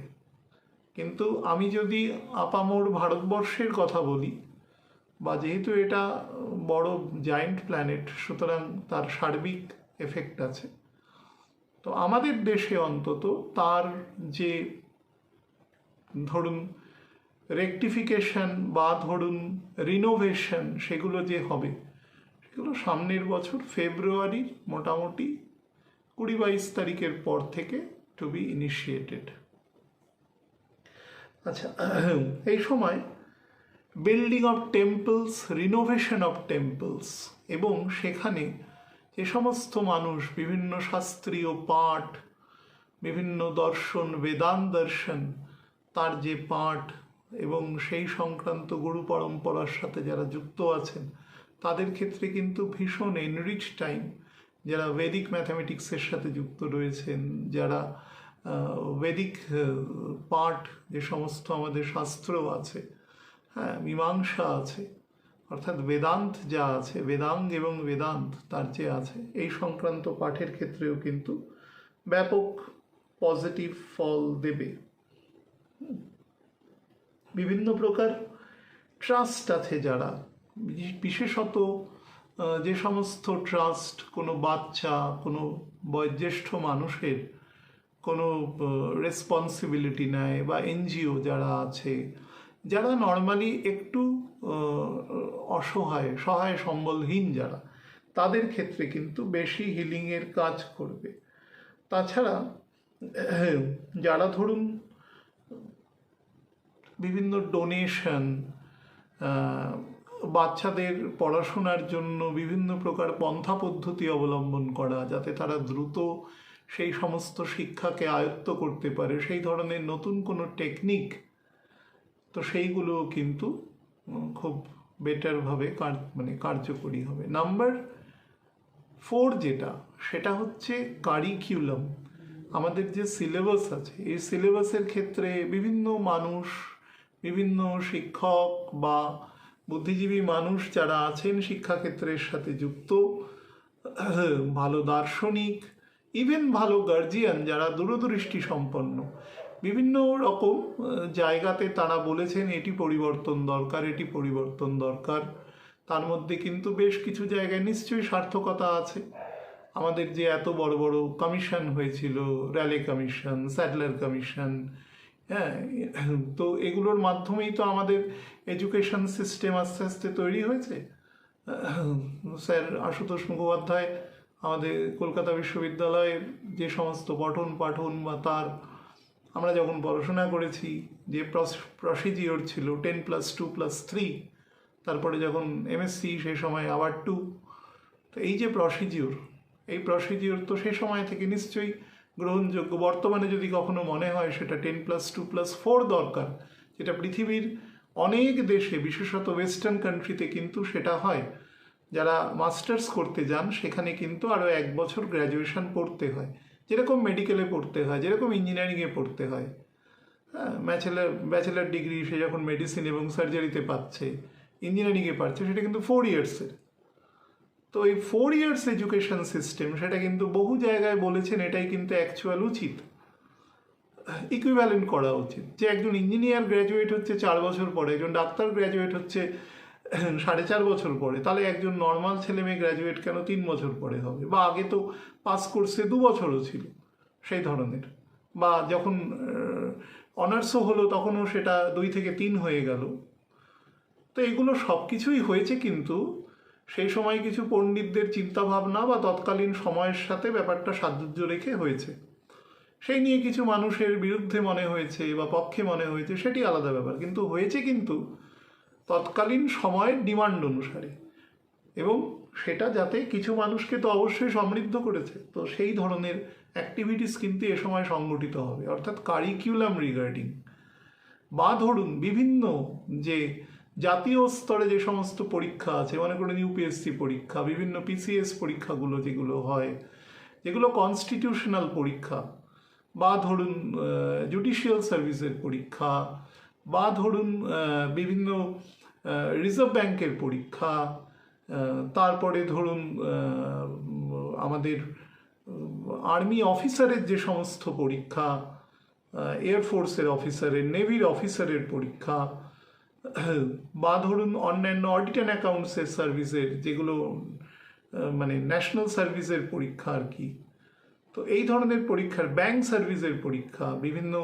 বিমা সার্ভিসের পরীক্ষা, যেগুলো একটু ওপর লেভেলের পরীক্ষা, যেগুলো একটু সিরিয়াস বা সিনিয়র কাডার নির্বাচনের পরীক্ষা, সেগুলোর ক্ষেত্রেও কিন্তু ব্যাপক পরিবর্তন আসার যোগ আছে। এবং এই পরিবর্তন কিন্তু যুগোপযোগী হবে এবং বর্তমান যারা পরীক্ষার্থী আছেন, অ্যাসপিরেন্টস আছেন, তাদের জন্য কিন্তু বেটার হবে সেটা। তাদের যে গুণ বা যোগ্যতা, সেটি বর্তমান সময়ের পরিপ্রেক্ষিতে সঠিক মূল্যায়ন কিন্তু এ সময় সংগঠিত হবে।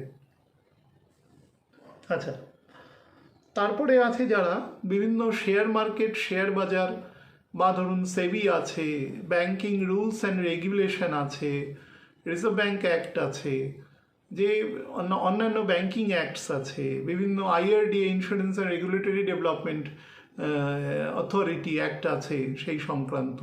এই সমস্ত ক্ষেত্রে যত মানুষকে সুরক্ষা প্রদানকারী যে সমস্ত সেকশনগুলো রয়েছে, যেগুলো মানুষের তার যে অর্থ বা তার যে সম্পদ, তার যে সেফটি সিকিউরিটির জন্য দেওয়া আছে, সেই সংক্রান্ত জায়গায় কিন্তু ব্যাপক রেগুলেশন আপনারা দেখতে পাবেন আগামী 1 বছরের মধ্যে।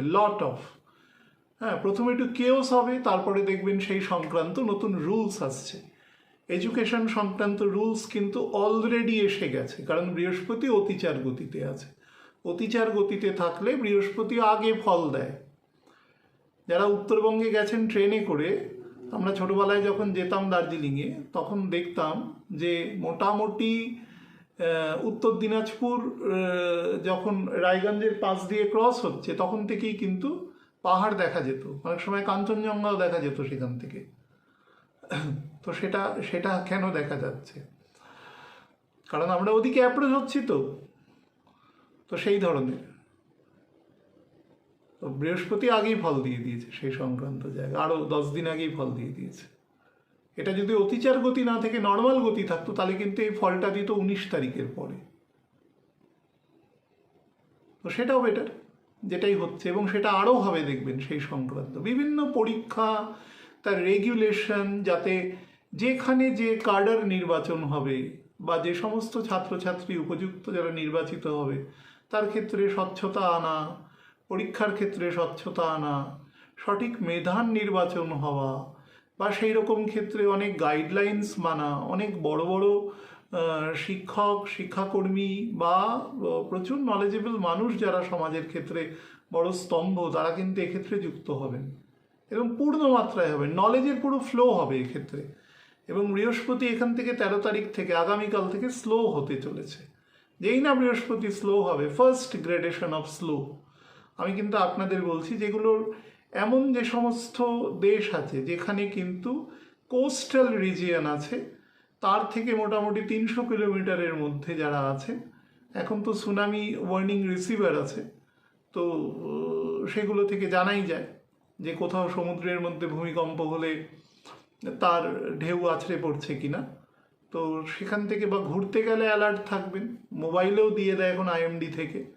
বা আমাদের যে সমস্ত নিরক্ষরেখা অঞ্চলে, ক্রান্তীয় অঞ্চলের যে সমস্ত এরিয়া আছে, নিরক্ষরেখা মানে সেটি যখন ব্রাজিলের মধ্যে দিয়ে গেছে সেই রিজিয়নে, আবার পুরো প্রশান্ত মহাসাগর ঘুরে আমাদের একেবারে যাওয়া সুমাত্রা, ইন্দোনেশিয়ার মধ্যেখান দিয়ে ভারত মহাসাগরের আরও শ্রীলঙ্কা থেকে আরও 8 ডিগ্রি নিচের দিক দিয়ে পাস করে গেছে, মোটামুটি আফ্রিকা মহাদেশে মাঝামাঝি এরিয়া দিয়ে, কেনিয়া, কিলিমাঞ্জারোর পাশ দিয়ে পাস হয়ে গেছে সরাসরি।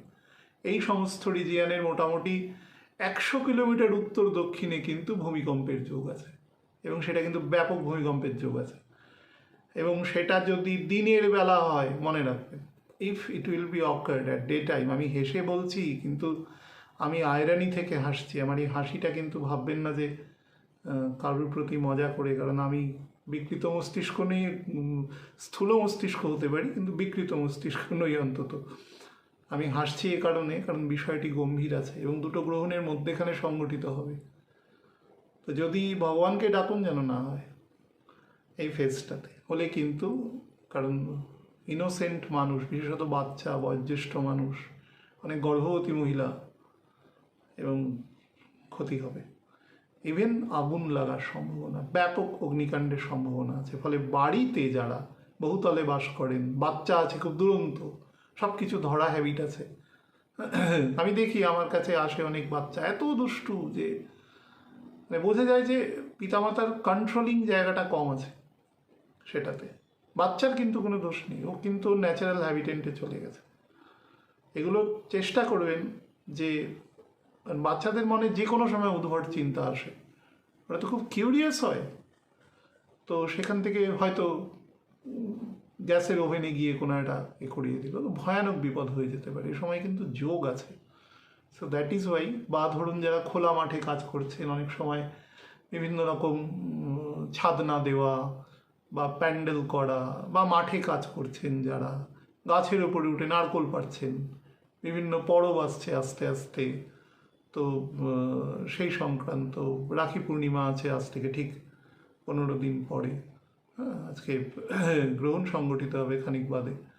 তো পুরো বিষয়ের মধ্যে এখন বড় গাছে ওঠা, এগুলো থেকে কিন্তু খুব সাবধান। বৃষ্টি বৃষ্টি আসলে বা মেঘ থাকলে বুঝে উঠবেন বাজ পড়তে পারে এবং সেখান থেকে বিপদ হতে পারে। সোলার প্যানেলের যারা কাজ করেন বিভিন্ন রকম, খুব সাবধান। আচ্ছা, তার সাথে শনির এখন পুরোপুরি দৃষ্টি, বৃহস্পতির পুরোপুরি দৃষ্টি স্যাটার্নের উপর থাকবে। তার ফলে আমাদের সোসাইটিতে কিন্তু প্রথম দিকে ফ্লো অফ মানিটা একটু বেশি হয়ে একদম অক্টোবর মাসের 6-7 তারিখের পর থেকে, যেই না বৃহস্পতি গন্ডাউন স্টেটে পৌঁছানো শুরু করে দেবে, আমাদের কিন্তু সোসাইটিতে flow of money and the cash inflow বা ক্যাশ, যেটা মানুষের ক্যাশ ইন হ্যান্ড যেটাকে বলা হয়, সেটা কিন্তু বেশ কমিয়ে দেবে। এবং অনেক সময় মনে হবে যে এটা আরেকটু থাকলে বেটার হতো। আমি এবছর একাধিক অনুষ্ঠানে অনেকবার বলেছি যে আপনারা আপনাদের হাতে প্রত্যেকেই অন্তত 3 মাস যে যে কাজ করেন পরিবার চালাতে, যা আপনার অ্যাভারেজ খরচা হয়, সেরকম 3 মাসের অর্থ কিন্তু হাতে রাখার চেষ্টা করবেন। এবং ছোট বাচ্চা বা বয়োজ্যেষ্ঠ মানুষ থাকলে কিছু কন্টিনজেন্সিও হাতে রাখার চেষ্টা করবেন। কোন সময় থেকে? স্পেশালি অক্টোবর থেকে সামনের বছর মার্চ মাসের মিড পর্যন্ত, প্রিসাইজলি বলেছি এই 5.5 মাস। এবং খারাপ সময়ের এক্সটেনশন বলেছি এপ্রিল মাসের 24-25 তারিখ পর্যন্ত। সো আমি বলবো 5.5 মাস চলার মতন, বা অন্তত 3 মাস চলার মতন অর্থ অবশ্যই রাখবেন। 3 মাসে কিছু অর্থ আবার আসবে, সেটাকে আবার রেকারিং করবার চেষ্টা করবেন, যেটা কিন্তু যেন ক্যাশ ইন হ্যান্ড থাকলে বেটার হয়। এবং সেটা ডিপেন্ড করবে আপনি কি স্টেটে আছেন, আপনার ক্ষেত্রে রাখা যায় কি না, বা সেগুলো, বা যারা জিপে ফোনপে ইউজ করছে, ইউপিআই ইউজ করছে, তাদের ক্ষেত্রে তো ক্যাশ না থাকলেও হয়, এমনি করা যায়। যাই হোক, হুইচ এভার, কন্টিনজেন্সি যেন বজায় থাকে, কারণ ফট করে শর্ট অফ মানি আছে। যারা ডেইলি শেয়ারে কাজ করছেন তাদের কিন্তু আমি অক্টোবর থেকে একদম ফেব্রুয়ারি পর্যন্ত খুব কশাস করে দেবো। যারা ডেইলি ফাংশনারিজ মধ্যে আছে, একটা ব্যাপক কিন্তু গেট ডাউন হতে পারে, পুরো হতে পারে মানে হবে, পুরো almost the economical state or status of the world. এখন সারা পৃথিবীতে যেহেতু মুক্ত অর্থনীতি, প্রত্যেকটা অর্থনীতি আরেকটা অর্থনীতির সাথে অঙ্গাঙ্গিকভাবে যুক্ত, সুতরাং একটি মাঝারি দেশে যদি এফেক্ট পড়ে, সেটি বড় দেশে একটা কোল্যাটারাল ড্যামেজ তৈরি করে, ছোট দেশে তো করবেই।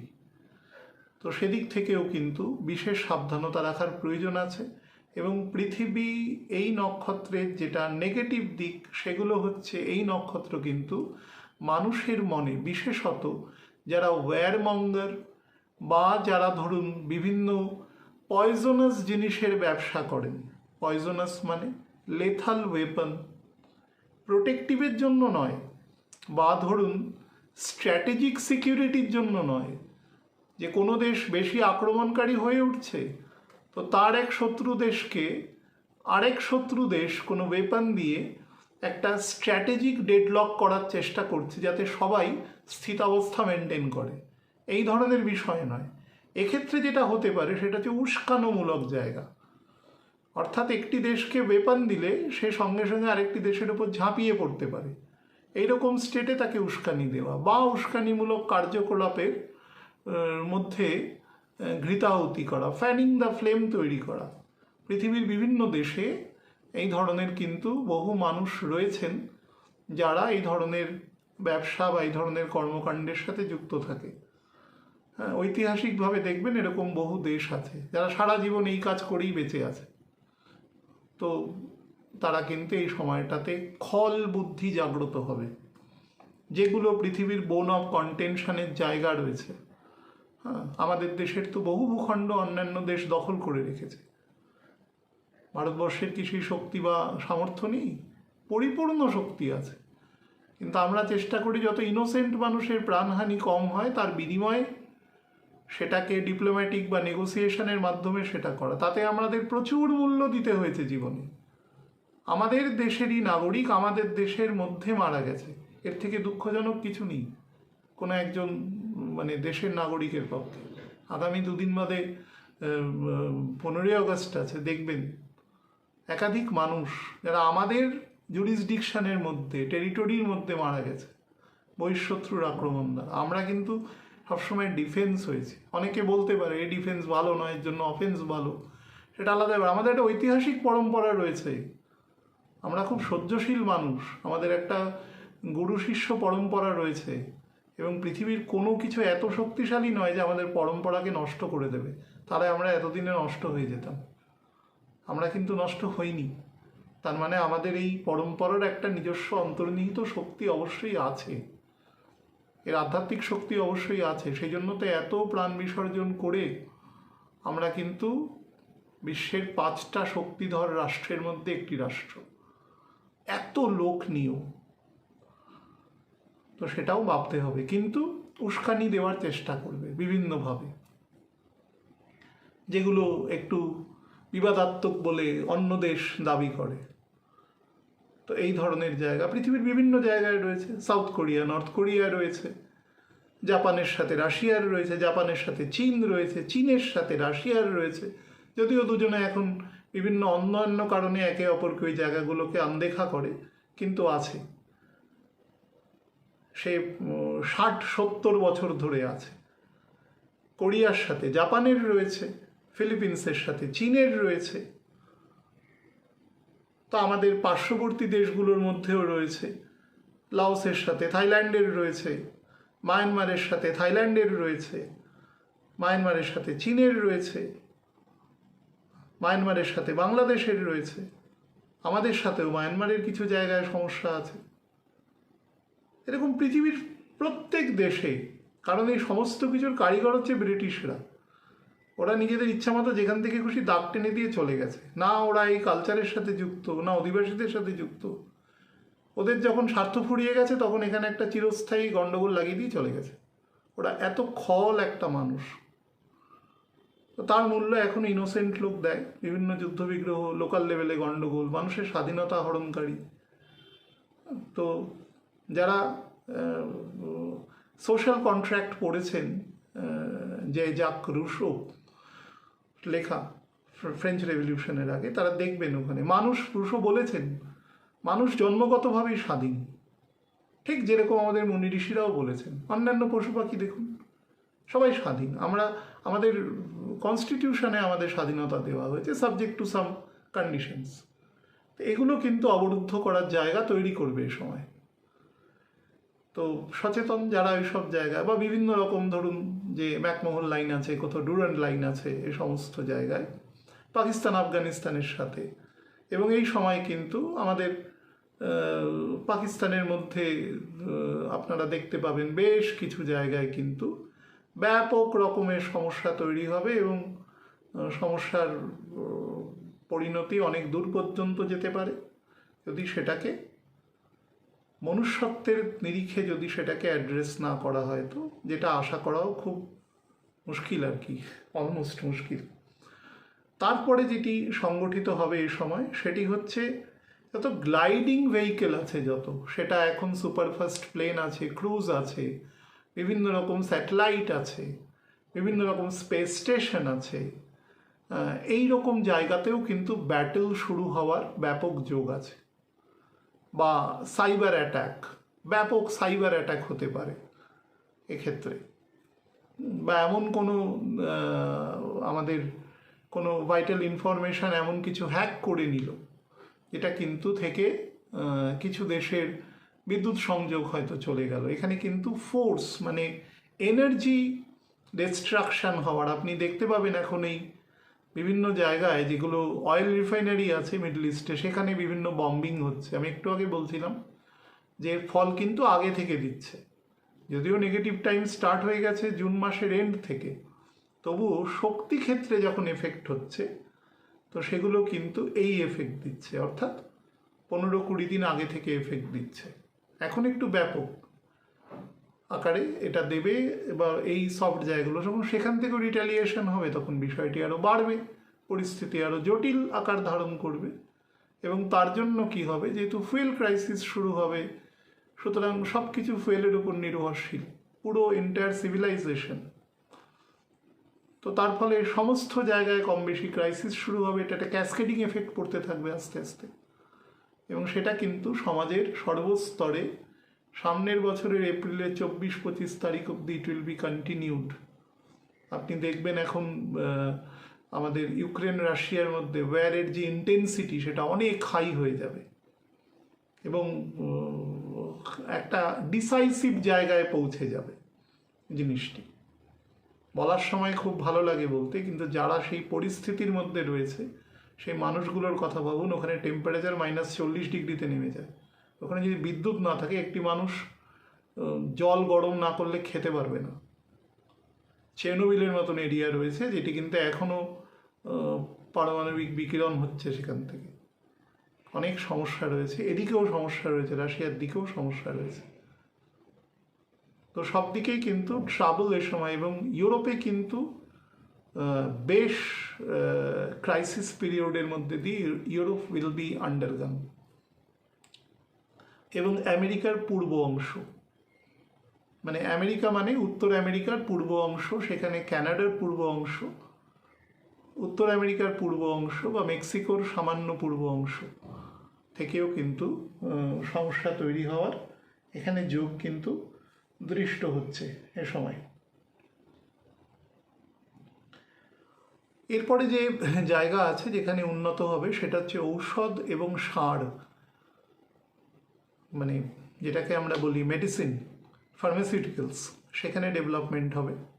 বিভিন্ন রোবোটিক অপারেশন, বিভিন্ন রকম অত্যাধুনিক যন্ত্রের সাথে অপারেশন, আর্টিফিশিয়াল লিমস বা শরীরের মধ্যে বিভিন্ন আর্টিফিশিয়াল যন্ত্র লাগানোর যে সমস্ত আধুনিক প্রচেষ্টা বিজ্ঞানীরা ডাক্তারবাবুরা করছেন, সেই সমস্ত জায়গায় কিন্তু স্টেম সেল সংক্রান্ত নতুন কোনো অর্গান জেনারেট করে মানুষের বাঁচানোর চেষ্টা, লাইফ এক্সটেনশন করার প্রচেষ্টা, সেটা কিন্তু ব্যাপকভাবে এক্ষেত্রে ইম্পর্টেন্স পাবে।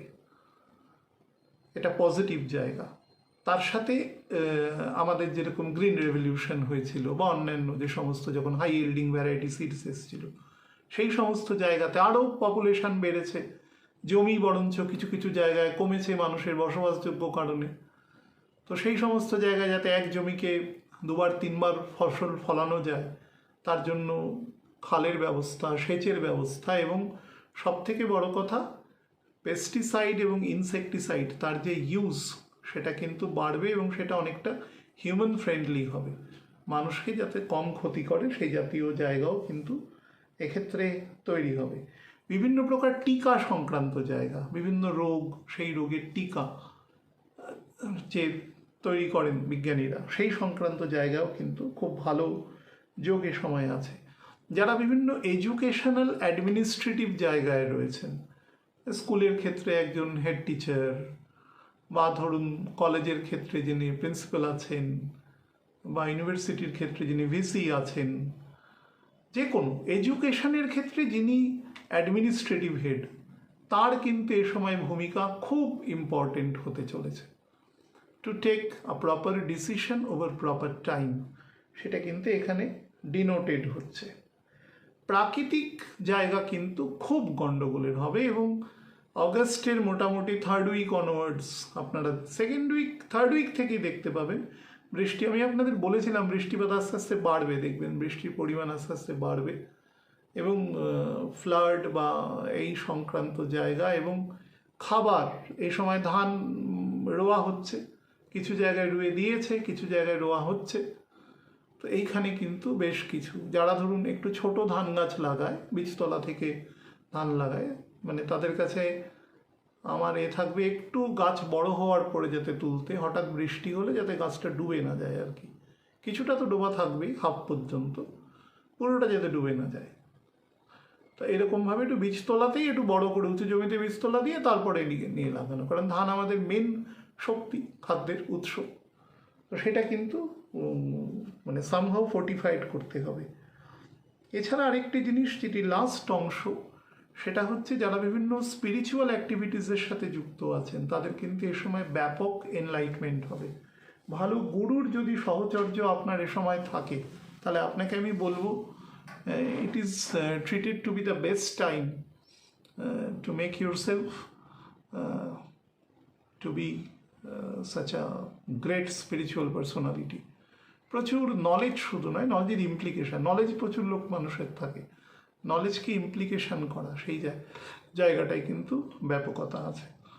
আমি শুধু একটি জিনিস আপনাদের প্রত্যেককে বলবো, সেটা হচ্ছে 27শে সেপ্টেম্বর থেকে, ডেটটা মাথায় রাখবেন, এটা আমি নর্মাল ডেট বলছি, 27শে সেপ্টেম্বর থেকে ডিসেম্বর মাসের 24 তারিখ পর্যন্ত, তার মানে প্রায় 3 মাস 4 দিন, এই সময় যত পারবেন ফাইন্যান্সিয়াল ট্রানজাকশান যা করবেন সেটা খুব সাবধানে করবেন, যত রকম সাবধানতা মেনটেন করা যায় সেটা মেনটেন করবেন, বা তার একটা ফুটপ্রিন্ট রাখার চেষ্টা করবেন যেটা করছে। পার্টিকুলার টাইম আপনাদের বলেছি, যাতে সেটা ভবিষ্যতে যদি কোনো প্রবলেম করে তো আপনি যাতে তার জায়গাতে কোনো ডকুমেন্ট টু বি শোন, বিশেষত বড় ট্রানজাকশানে, যেগুলো ধরুন কোনো ইমুভেবল প্রপার্টি কেনা বেচার ক্ষেত্রে, এই ক্ষেত্রে বিশেষত মুভেবলের ক্ষেত্রে কিন্তু কাজ করবে না খুব একটা, যে আপনি একটা গাড়ি কিনলেন সেটা খুব একটা কাজ করবে না। ইমুভেবলের ক্ষেত্রে বাড়ি, জমি, দোকান, এ সমস্ত যেখানে খুব বড় টাকার লেনদেন হচ্ছে সেখানে কিন্তু খুব বুঝে শুনে, তেমন হলে প্রপার কোনো কৌশলী সাহায্য নিয়ে তারপরে কাজ করবেন, তাহলে বেটার। প্রচুর গাড়ির মডেল আসবে দেখবেন, আপনারা অগাস্টের এন্ড থেকেই দেখতে পাবেন নিত্য নতুন গাড়ি, হাইব্রিড গাড়ি, প্রচুর আগামী 1 বছরের মধ্যে দেখবেন গাড়ি বাজারে একটা বিপ্লব আসবে এবং প্রচুর মানুষ গাড়ি পাল্টাবে এ সময়। এবং সেটা শুধুমাত্র যে বিভিন্ন রকম এখন কন্ট্রোভার্সি হচ্ছে তেল নিয়ে, সেই সংক্রান্ত বিষয়ের সাথে কিন্তু যুক্ত নয়। নর্মালি মানুষ কিনবে তার ভালো লাগা ভালোবাসার জন্য, তার কোনো ডিজায়ারকে ফুলফিলমেন্টের জন্য কিনবে এ সময়। এবং প্রচুর এ সময় যেটা হবে, খুব টাফ এক্সপিডিশন মানুষের করবার ইচ্ছে জাগবে। বাট আমি বলবো যে এখানেই যাবেন কন্টিনজেন্সি বজায় রাখবেন, বাচ্চা বা বয়োজ্যেষ্ঠ মানুষ থাকলে যা যা উপকরণ নেওয়ার দরকার থাকে সেটি নেবেন। সুতরাং আমি প্রাকৃতিক ক্ষেত্রে বলেছি প্রবল ভূমিকম্পের যোগ আছে, তার সাথে ভূমিধস, ভূমিক্ষয়, নদীর খাত পরিবর্তন, ক্লাউডব্রাস্ট হওয়া, হঠাৎ করে বন্যা, বৃষ্টি না হলেও বন্যা, এরকম ধরনের যে বাঁধ থেকে যে হয় সেই ধরনের এরোশন, এবং তার সাথে কিন্তু আগুন লাগারও জায়গা বা প্রাকৃতিক আদিভৌতিক জায়গা থেকেও কিন্তু কারেন্ট বা শক, এই ধরনের যোগ কিন্তু এ সময় প্রবলভাবে দেখা যাচ্ছে। সমুদ্র সৈকতে যারা যাচ্ছেন তারা বিশেষ সাবধান। আমাকে যদি কেউ রেমেডিয়াল মেজারের কথা বলেন তাহলে আমি একটি কথাই বলবো, যে প্রত্যেক দিন রাতে যখন শোবেন যদি পারেন, যাদের মুখস্থ আছে, বিষ্ণু সহস্রনাম পাঠ করবেন একবার করে প্রত্যেক দিন at the time of sleep, বা যদি মুখস্থ না থাকে তাহলে শুনবেন, সেটাতেও অনেক কাজ হবে। চেষ্টা করবেন, মানে try to memorise it as early as possible. আর যেটা করতে পারেন সেটা হচ্ছে আপনি রামরক্ষা স্তোত্রম পাঠ করতে পারেন। বা পরম ভগবানের 108 নাম পাঠ করতে পারেন, নৃসিংহদেবের 108 নাম পাঠ করতে পারেন, বাট এগুলো সকালে করবেন। একমাত্র যদি বিষ্ণু সহস্রনাম পাঠ করেন তাহলে সেটা রাতে ঘুমানোর আগে করবেন, সেটি কার্যকরী হবে এবং আপনাকে অনেক জায়গা থেকে কিন্তু টার্ন করিয়ে দেবে বা আপনাকে ইনটিউশন দিয়ে দেবে you should not go ahead. সেই ব্যাপারে খেয়াল রাখার চেষ্টা করবেন এবং গাড়ি ঘোড়া খুব সাবধানে চালাবেন। জীবন, আমার গুরুদেব যেটা বলতেন, জীবনকে খুব কনজারভেটিভ রাখতে হয় যখন খারাপ সময় যায়। তো all you have to be conservative as much as possible, যতটা রাখা যায়। যদি 5টা রুটি খান তাহলে 4টে খাবেন, হ্যাঁ, provided the advice of the doctor. যদি 200 গ্রাম চালের ভাত খান তাহলে 180 গ্রাম খাবেন। যদি 1 কিলোমিটার হাঁটেন তো 800 মিটার হাঁটবেন। রোজ যদি 1000 টাকা খরচা করেন তো 800 টাকা করবেন। চেষ্টা করবেন প্রাইমারিলি সব জায়গায় নিজেকে একটু ছোট রাখবেন, তাহলে দেখবেন সমস্যাকে অ্যাড্রেস করতে বা সমস্যা অনায়াসে বেরিয়ে যায়। আমি আপনাদের একটু অ্যাসেন্ডেন্ট ওয়াইজ বলে দিচ্ছি এই নক্ষত্র চেঞ্জের জন্য, মেষ থেকে শুরু করে মীন পর্যন্ত।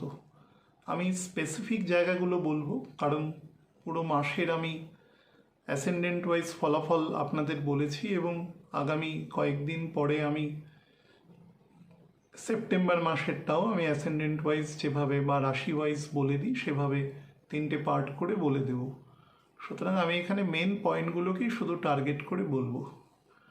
মেষ লগ্ন রাশির জাতক জাতিকাদের ক্ষেত্রে বলে দিই, এই সময় আপনার হাতে ফাইন্যান্সিয়াল ডিভিডেন্ড বেশ কিছু আসবে, বিশেষত ইনহেরিটেন্স থেকে এবং নিজের ক্ষমতার দ্বারা। নিজের ক্ষমতা মানে নিজের গুণের দ্বারা আসবে, আপনার নিজের কার্যের দ্বারা, নিজের ক্ষমতা প্রতিপন্নের দ্বারা সেই জিনিস আপনি অর্জন করবেন প্রপারলি এবং সেটা দ্বারা আপনার কিছু ডেট বা কিছু ডেডলক যদি আপনার পুরনো কিছু জিনিস থেকে থাকে সেগুলো কিন্তু to be fulfilled by your activities.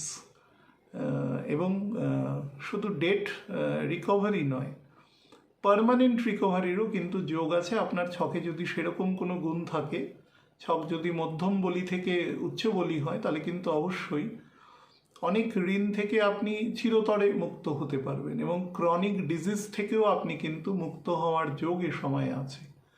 বা এরকমও হতে পারে আপনি যদি বয়সে বড় হন বা একত্রিতভাবে কোনো পারিবারিক কোনো ব্যবসা চালান, তাহলে দেখা যেতে পারে যে আপনার সিবলিংস বা সিবলিংসের কোনো স্পাউসেরও কোনো যদি কোনো ঋণ থাকে, আপনি কিন্তু সেটিও পরিশোধ করে সামগ্রিক পরিবারের সেইখান থেকে দায়মুক্তকরণ কিন্তু ঘটাতে আপনি সাহায্য করবেন। ভেহিকেল বা লাক্সারি গুডসের জন্য কিন্তু আপনার অর্থ ব্যয় এই মুহূর্তে যথেষ্ট পরিমাণে হবে। বাড়ির রিনোভেশন বা সেই সংক্রান্ত কাজের ক্ষেত্রেও হতে পারে। আপনার কিন্তু আপনার এবং তুলার দুজনের ক্ষেত্রেই আমি বলবো আপনার হাঁটু সংক্রান্ত এবং কোমর সংক্রান্ত এই দু জায়গার অর্থোপেডিক সেকশন থেকে সাবধান এবং প্যানক্রিয়াসের বিশেষ নজর রাখবেন এই ফিল্ডে, বা একদম লোয়ার অ্যাবডোমেন পোর্শনে ডাইজেস্টিভ ট্র্যাকে, মেল ফিমেল বোধ ক্ষেত্রে বলছি, এখানে কিন্তু সমস্যা দিতে পারে। ফলে খাওয়া দাওয়া, জীবনযাত্রা ক্ষেত্রে সাবধান এবং ঘুমের ব্যাপারটি যেন অতিশয় এ সময় সজাগ থাকে এবং ঘুম যেন by any hooks and crooks ঠিকভাবে হয় এবং সেখানে যেন কার্টেলমেন্ট না হয়, তাহলে কিন্তু নার্ভাস সিস্টেমে সমস্যা তৈরি করবে। বৃষ রাশি লগ্নের জাতক জাতিকাদের ক্ষেত্রে বলে দিই, এই সময় কিন্তু আপনাকে বেশ কিছুটা সামগ্রিক গ্রোথ দেবে এবং বেশ কিছু ভুল সিদ্ধান্তের আপনার মধ্যে রিপেন্টেন্স তৈরি হবে যে আমার এই কাজটা করা ঠিক হয়নি বা আমার এই পথে যাওয়াটা ঠিক হয়নি, এই ধরনের কিছু তৈরি হবে এবং সেটা থেকে যেটা আপনি করতে পারবেন, ভালো দশা অন্তর্দশা বা ছকের যদি বুনট ভালো থাকে, তাহলে কিন্তু আপনি আপনার বেশ কিছু ফাইন্যান্সিয়াল যে লস বা শুধু ফাইন্যান্সিয়াল নয়, আপনার যে মানব সম্পদের যে ক্ষতি হয়েছে বুদ্ধিহীনতার জন্য, ভুলভাল সিদ্ধান্ত নিয়েছেন, কখনো হয়তো কোনো ব্যবসা শুরু করেছেন বা কখনো কোনো চাকরি করার চেষ্টা করছেন, সেগুলো বারবার অল্টার করার চেষ্টা করছেন, খুব দ্রুত আপলিফমেন্টের চেষ্টা করছেন, তার জন্য অনেক সময় ম্যানেজমেন্টের সাথে হয়তো গন্ডগোল হয়ে গেছে, বা আপনি নিজেকে হয়তো অনেক উচ্চ স্তরের মনে করে রেখেছেন যে আমি 100 টাকা বেতন পাওয়ার জন্যই যোগ্য, কিন্তু আপনাকে বর্তমানে 70 টাকা দেওয়া হচ্ছে বা 40 টাকা দেওয়া হচ্ছে এবং আপনি নিজেকে খুব ইনফেরিয়ার বলে মনে করছেন। এরকম ধরনের কিছু চিন্তাভাবনা থেকে আপনার মনে হবে যে এগুলো অ্যাকচুয়ালি ভুল চিন্তা। কারণ আমি যখন 100 টাকা বেতন পেতাম, যে 2 বছর আগে হোক, 5 বছর আগে হোক, 10 বছর আগে হোক, এই যে 5 বছরে ভারতবর্ষে বিভিন্ন ফিল্ডে অন্তত 1 কোটি যোগ্য ছেলেমেয়ের একটা মানব সম্পদের একটা চেইন তৈরি হয়ে গেছে, যে যাকে কিন্তু কোম্পানি আমার থেকে আধা মূল্যে, মানে আধা বেতনে অনেক বেশি এফিশিয়েন্ট কাজ সে দিতে পারবে, কারণ তার জীবনী শক্তি এখন পূর্ণ মাত্রায় রয়েছে। সুতরাং এটাকে কিন্তু ইগনোর করলে চলবে না। স্টেটাস অনুসারে মানুষের জীবনের চেঞ্জ হয়। ছক দুর্বল থাকলে মনে রাখবেন, ছকের যদি দশা অন্তর্দশা খারাপ থাকে বা ছকের বুনট যদি ন্যাচারালি দুর্বল হয়, তাহলে কিন্তু 38 থেকে 46 বছরে একবার এবং 54 থেকে 57 বছরে দ্বিতীয়বার এই সময় কিন্তু জীবনের খাত পরিবর্তন হয়, বিশেষত ফাইন্যান্সিয়াল সেক্টরে।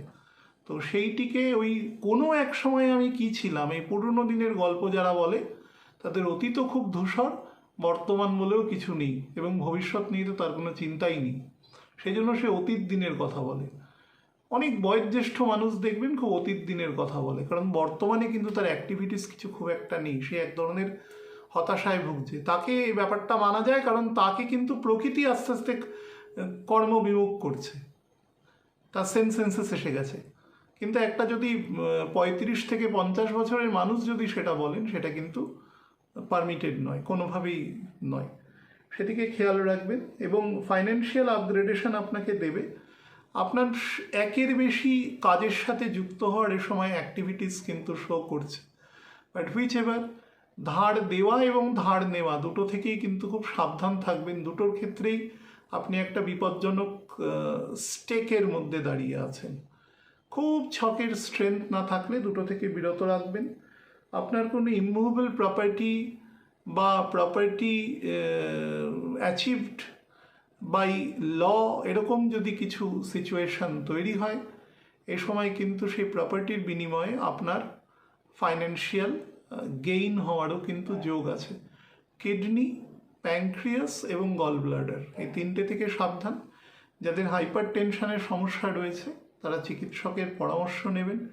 চোখের এবং স্কিনের যদি কোনো সমস্যা বোধ করেন বা ধরুন নার্ভাস সিস্টেমেরও কোনো সমস্যা বোধ করেন, তৎক্ষণাৎ চিকিৎসকের পরামর্শ নেবেন। মিথুন লগ্ন রাশির জাতক জাতিকাদের ক্ষেত্রে বলে দিই,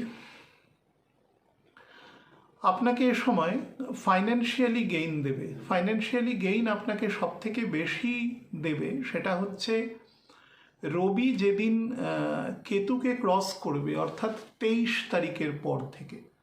23 তারিখ থেকে মোটামুটি অক্টোবর মাসের ফার্স্ট উইক পর্যন্ত, 5-6 তারিখ পর্যন্ত আপনাকে ছকে যদি স্ট্রেংথ থাকে ফাইন্যান্সিয়াল গেইন দেবে। কিন্তু বিষয় হচ্ছে এই গেইনটা না, আপনি অবশ্যই খরচা আপনার স্বাধীনতায়, বাট পার্সোনালি আপনাদের বলতে পারি যে এটা কোনো ইমুভেবল প্রপার্টির জায়গায় বিনিয়োগ করবার চেষ্টা করবেন বা বুক করে রাখবেন। পরে আপনি হয়তো 100 টাকা জিনিসটির দাম, আপনার হাতে হয়তো 40 টাকা আসলো, আপনি 35 টাকা দিয়ে বুক করে রাখলেন, না দিতে পারলেন তো ছেড়ে দিলেন, টাকাটা তখন তুলে নিলেন সেভাবে। কিন্তু করে রাখলে আপনার যদি ছকের স্ট্রেংথ থাকে আপনি নিয়ে নিতে পারবেন এবং সেখান থেকে একটা রেকারিং ইনকামের ব্যবস্থা করতে পারেন। ইভেন আপনি কোনো কমার্শিয়াল জায়গাও কিন্তু পারচেস করতে পারেন। যেটা করবেন না সেটা হচ্ছে কোনো ভেহিকেল এই জাতীয় ক্ষেত্রে ব্যয় করে অহেতুক অর্থ নষ্ট করবার চেষ্টা করবেন না। সন্তানদের জন্য কিন্তু আপনার এ সময় এক্সপেন্ডিচার খুব হাই থাকবে, বিশেষত সন্তানের বয়স যদি মাঝামাঝি লেভেলে হয়, ইন্টারমিডিয়েট বা তার থেকে একটু বেশি, বা সন্তানের ক্ষেত্রে যদি কোনোভাবে 9th-12th কম্বিনেশন খুব হাই থাকে, তাহলে কিন্তু ফরেন এডুকেশনের জায়গায় সময় সন্তানের ক্ষেত্রে আপনার ছকেও খুব অ্যাক্টিভ দেখাচ্ছে, যার জন্য কিন্তু এক্সপেন্ডিচার হাই হবে। বাট সেটা নেগেটিভ অর্থে নয়, অবশ্যই সেটা এক ধরনের এডুকেশনের ক্ষেত্রে ইনভেস্টমেন্ট, এবং তার দ্বারা আপনার সন্তান কিন্তু সমৃদ্ধ হবে, সেটাও গুরুত্বপূর্ণ। এবং সন্তানদের গ্রোথ এবং প্রসপারিটি ভালো থাকবে। আমাদের যে সোশ্যাল যে পেরিফেরি আছে সেটা কিন্তু বেশ খানিকটা আপনার বৃদ্ধি পাবে এই সময়, বেশ খানিকটা। এবং you will be able to achieve many things, specially material things. শরীরের ক্ষেত্রে লিভার এবং প্যানক্রিয়াস এই দুদিকে নজর রাখবেন, এবং যাদের ক্ষেত্রে শরীরে অস্থি সংক্রান্ত উইকনেস আছে, অর্থোপেডিক উইকনেস আছে, সেটা বোন ম্যারো রিগার্ডিং হতে পারে, সেটা ক্যালসিয়াম, সেটা কোনো ভিটামিন রিগার্ডিং হতে পারে, তারা চিকিৎসকের পরামর্শ নেবেন। রিউমেটয়েড থাকলে সেদিকেও খেয়াল রাখবেন। কর্কট লগ্ন রাশির জাতক জাতিকাদের ক্ষেত্রে বলে দিই, এ সময় কিন্তু সমৃদ্ধি এবং তার সাথে নিজেকে একটুখানি সামাজিকভাবে বেশি রিপ্রেজেন্টেবল করবার জন্য আপনার খরচ বা সেই মাত্রা কিন্তু বেশি মাত্রায় বৃদ্ধি পাবে। যাদের জন্মকালীন এখানে রবি রয়েছে, বিশেষত শনির নক্ষত্রে রবি রয়েছে, তাদেরও কিন্তু এই সময় এই যোগ বৃদ্ধি পাবে ইরেসপেক্টিভ অফ দশা। তবে দশা ভালো থাকলে আপনি জিনিসটাকে কম্পেনসেট করতে পারবেন, দশা খারাপ হলে অর্থটা হানি হবে, সেটা বাউন্স ব্যাক করবে না, এই মুহূর্তে তো করার কোনো যোগ নেই।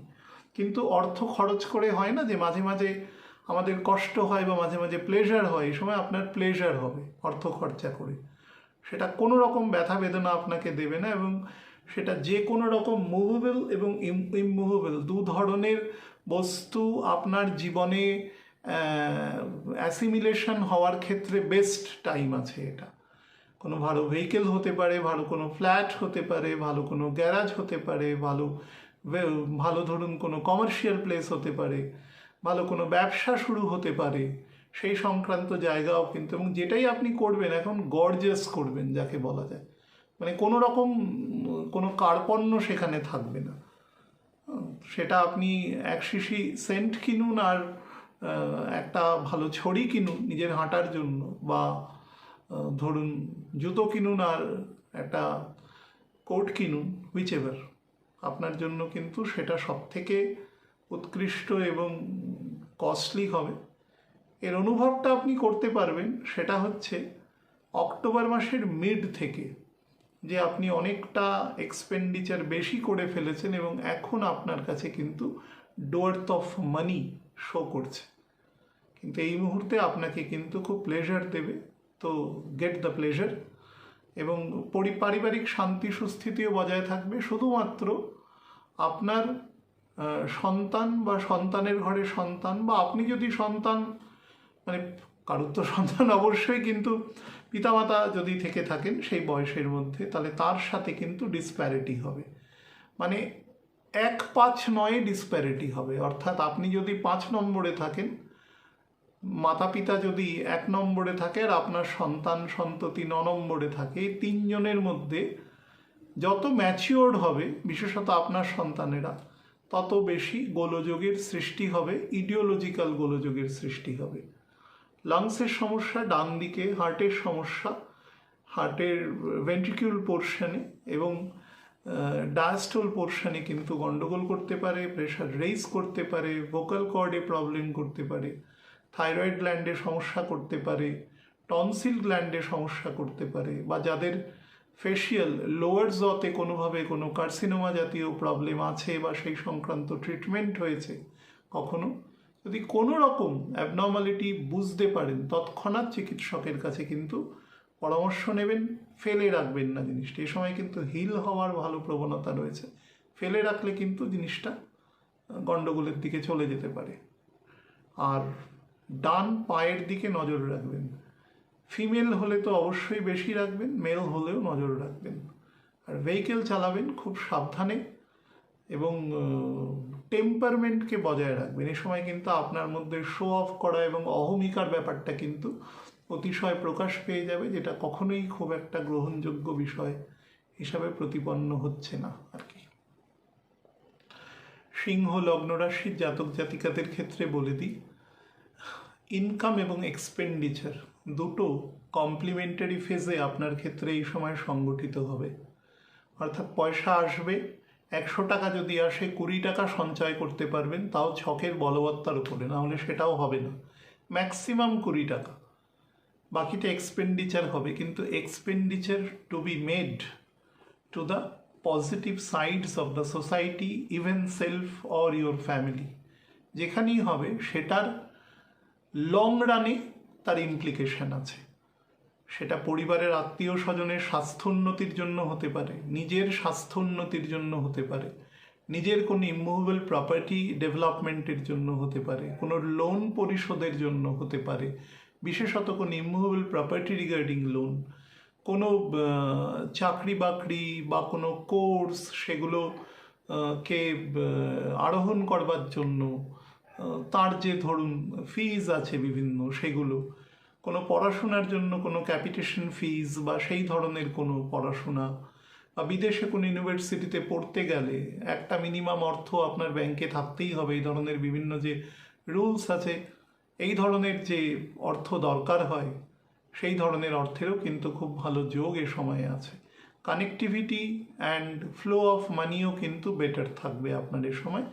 কিন্তু বলছি বারবার যে খরচ হবে, এবং খরচটা কিন্তু এই মুহূর্তে আপনার কষ্ট হতে পারে, কিন্তু লং রানে সেটা আপনার জন্য বেটার হবে। এই সময় দান ধ্যান এবং বহু মানুষের আশীর্বাদ আপনি লাভ করতে পারবেন, গুরুর আশীর্বাদ লাভ করতে পারবেন, গুরুর সান্নিধ্য লাভ করতে পারবেন যদি আপনি আপনার ন্যাচারাল যে হিউম্যান অ্যাক্টিভিটিস, ডোনেশন, মানুষের হিউম্যানিটি, মানুষের জন্য একটা লেভেল অবধি মিনিমাম চিন্তা করা, শুধু সেলফ নিজের প্রতি চিন্তা না করা, কিন্তু নিজের প্রতি আত্মনিয়োগ করা, সেলফ ইন্ট্রোস্পেকশন থাকা দরকার, সেটা করা, সেই জাতীয় জায়গায় কিন্তু ব্যাপক ডেভেলপমেন্টের আপনার যোগ আছে।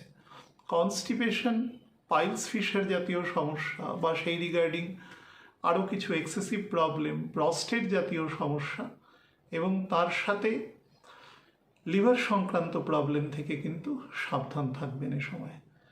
কন্যা লগ্ন রাশির জাতক জাতিকাদের ক্ষেত্রে কিন্তু এ সময় মোটামুটি প্রফিটেবল যাবে, কিন্তু হীনমন্যতা খুব বৃদ্ধি পাবে। হীনমন্যতা, সংকীর্ণতা, এই ধরনের কিছু শব্দ আপনার ক্ষেত্রে বৃদ্ধি পাবে, এবং আপনার মধ্যে এক ধরনের বলতে পারেন, বিশেষত অ্যাসেন্ডেন্ট যাদের, আপনার মধ্যে চতুরতা খুব বৃদ্ধি পাবে। মনে হবে আপনি খুব চালাক, এবং কত কটা চালাক তো অবশ্যই, কিন্তু সেটা লং রানে আপনাকে খুব একটা ডিভিডেন্ড দেবে না। বিশেষত যারা ধরুন কোনো কনসলিডেটেড ওয়ার্কের সাথে যুক্ত আছেন, it is not a dividend something. তো তার ফলে যত বেশি আপনি আপনার মধ্যে ভালোবাসা, অন্যের প্রতি স্নেহ, মায়া, মমতা, অন্যকে নিয়ে যত বেশি আপনি চিন্তাশীল হতে পারবেন তার বেটারমেন্টের জন্য, তত আপনার ডেভেলপমেন্ট কিন্তু বেশি দেবে, নাহলে কিন্তু পুরো বিপরীতধর্মী ফল দেবে যত আপনি সেলফ সেন্টার্ড হবেন। এবং আপনাকে কিন্তু প্ল্যানেট করবে সেটা। ধরুন 100 টাকা আয় করলেন, মনে হবে 80 টাকাই আমি জমিয়ে রাখি, হ্যাঁ, বা তথ্য গোপন করে রাখি, বলবো না, সেটা বলুন বা না বলুন সেটা আলাদা ব্যাপার, কিন্তু সেটার উপরে যে সোসাইটিরও কিছু অধিকার আছে, মানে আপনার যে একটা দায়িত্ব রয়েছে to be a part of the society, সেই জায়গায় কিন্তু অসম্ভব কৃতজ্ঞতা এনে দেবে। বা খুব কি যাকে বলা যায় a person to B converted to be a close fisted man, প্রচণ্ড কৃপণতা তৈরি করা, সেই ধরনের মানসিকতা কিন্তু এ সময় জাগ্রত হবে আপনার। এক ধরনের নেই বাচক, না রে নেই, না হচ্ছে না, এই পাচ্ছি না, অ্যালিবাই তৈরি করা, এই ধরনের মানসিকতা কিন্তু এ সময় তৈরি করবে। এবং আপনি যদি সেরকম কোনো কর্পোরেট সেক্টরে চাকরি করেন যেখানে কিন্তু আপনার সিনিয়র অথরিটি বা এইচআর আপনাকে খুব ডিপলি অবজার্ভ করছেন, তাহলে কিন্তু আপনার এগেনস্টে একটা খুব পোর পারফরমেন্স হবে। কারণ এই যে হ্যাবিটটা, এটা কিন্তু আস্তে আস্তে আপনার সামগ্রিক চরিত্রের মধ্যে ছড়িয়ে দেবে। প্রথমে আপনার অর্থনৈতিক বা নিজের জিনিসপত্রের উপরে আপনি কনজারভেটিভ হবেন, এবং তারপরে বিষয়টি অনেক দূর পর্যন্ত টু বি স্প্রেডিং। তো সেটা থেকে সাবধান।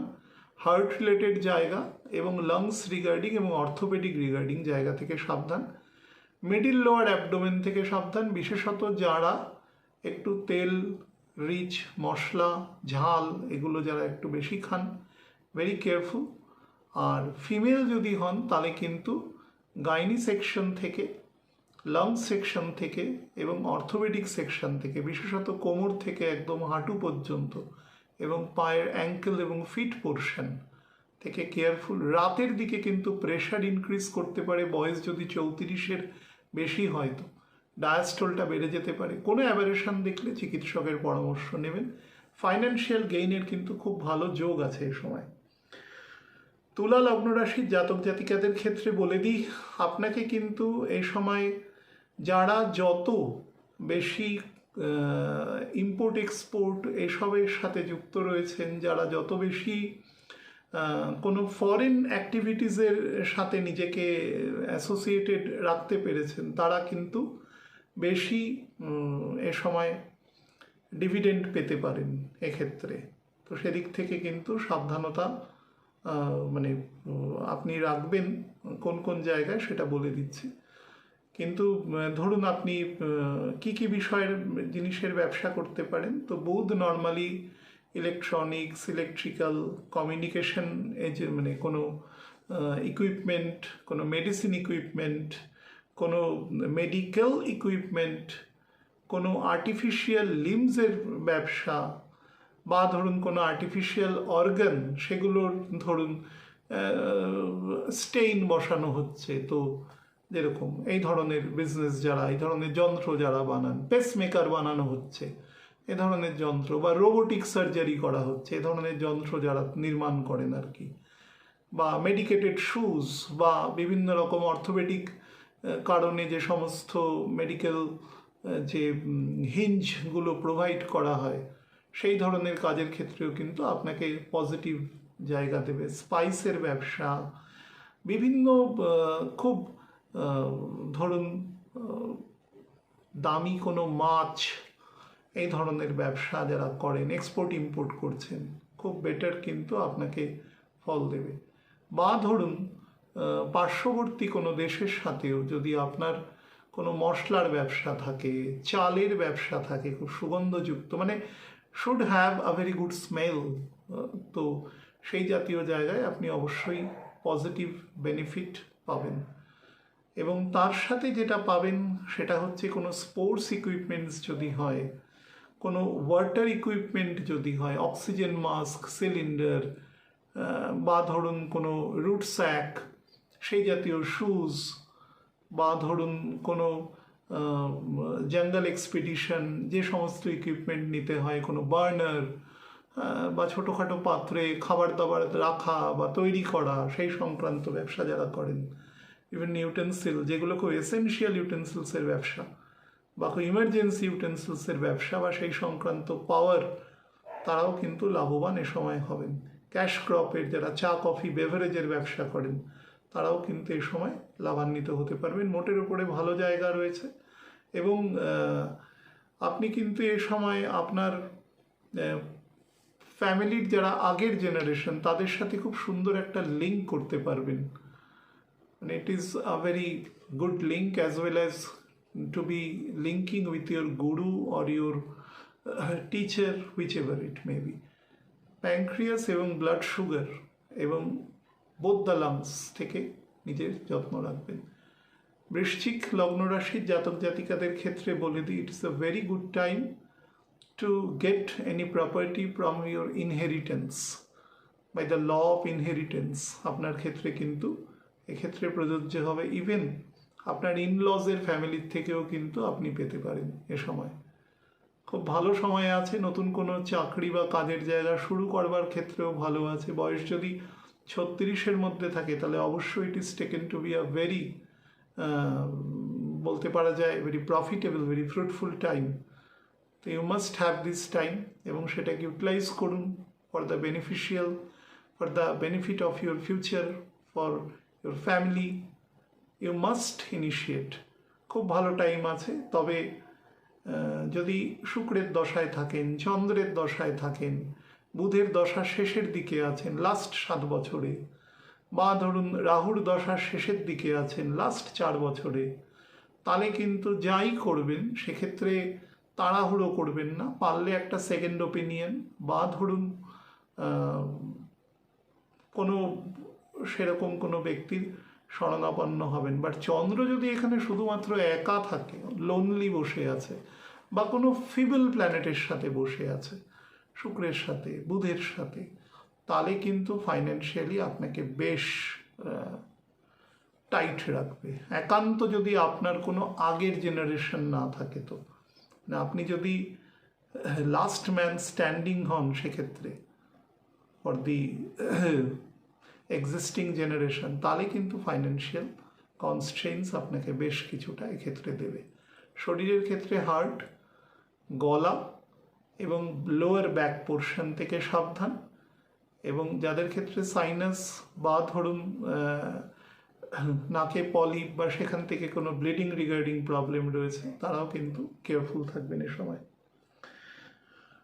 ধনু লগ্ন রাশির জাতক জাতিকাদের ক্ষেত্রে আমাদের বৃহস্পতির এই অশ্লেষা নক্ষত্রে গোচর কিন্তু আপনাকে একটি নতুন লাইফ এ সময় ইনিশিয়েট করতে সাহায্য করবে, but that life to be associated with the outsider people or the extra territorial jurisdiction যাকে বলা যায়, সেখানে আপনি কাজ করতে পারবেন। অর্থাৎ আপনার যদি 50 কিলোমিটার জুরিসডিকশন থাকে যেখানে আপনি কাজ করে অভ্যস্ত, আপনাকে এখন 250 কিলোমিটারের দূরে কাজ করতে হবে। যত দূরে কাজ করবেন তত আপনি বেনিফিটেড হবেন। সাবজেক্ট টু দ্যাট স্যাটার্ন আপনার জন্মছকে কত বলি বা কোনখানে রয়েছে তার উপর ডিপেন্ড করবে।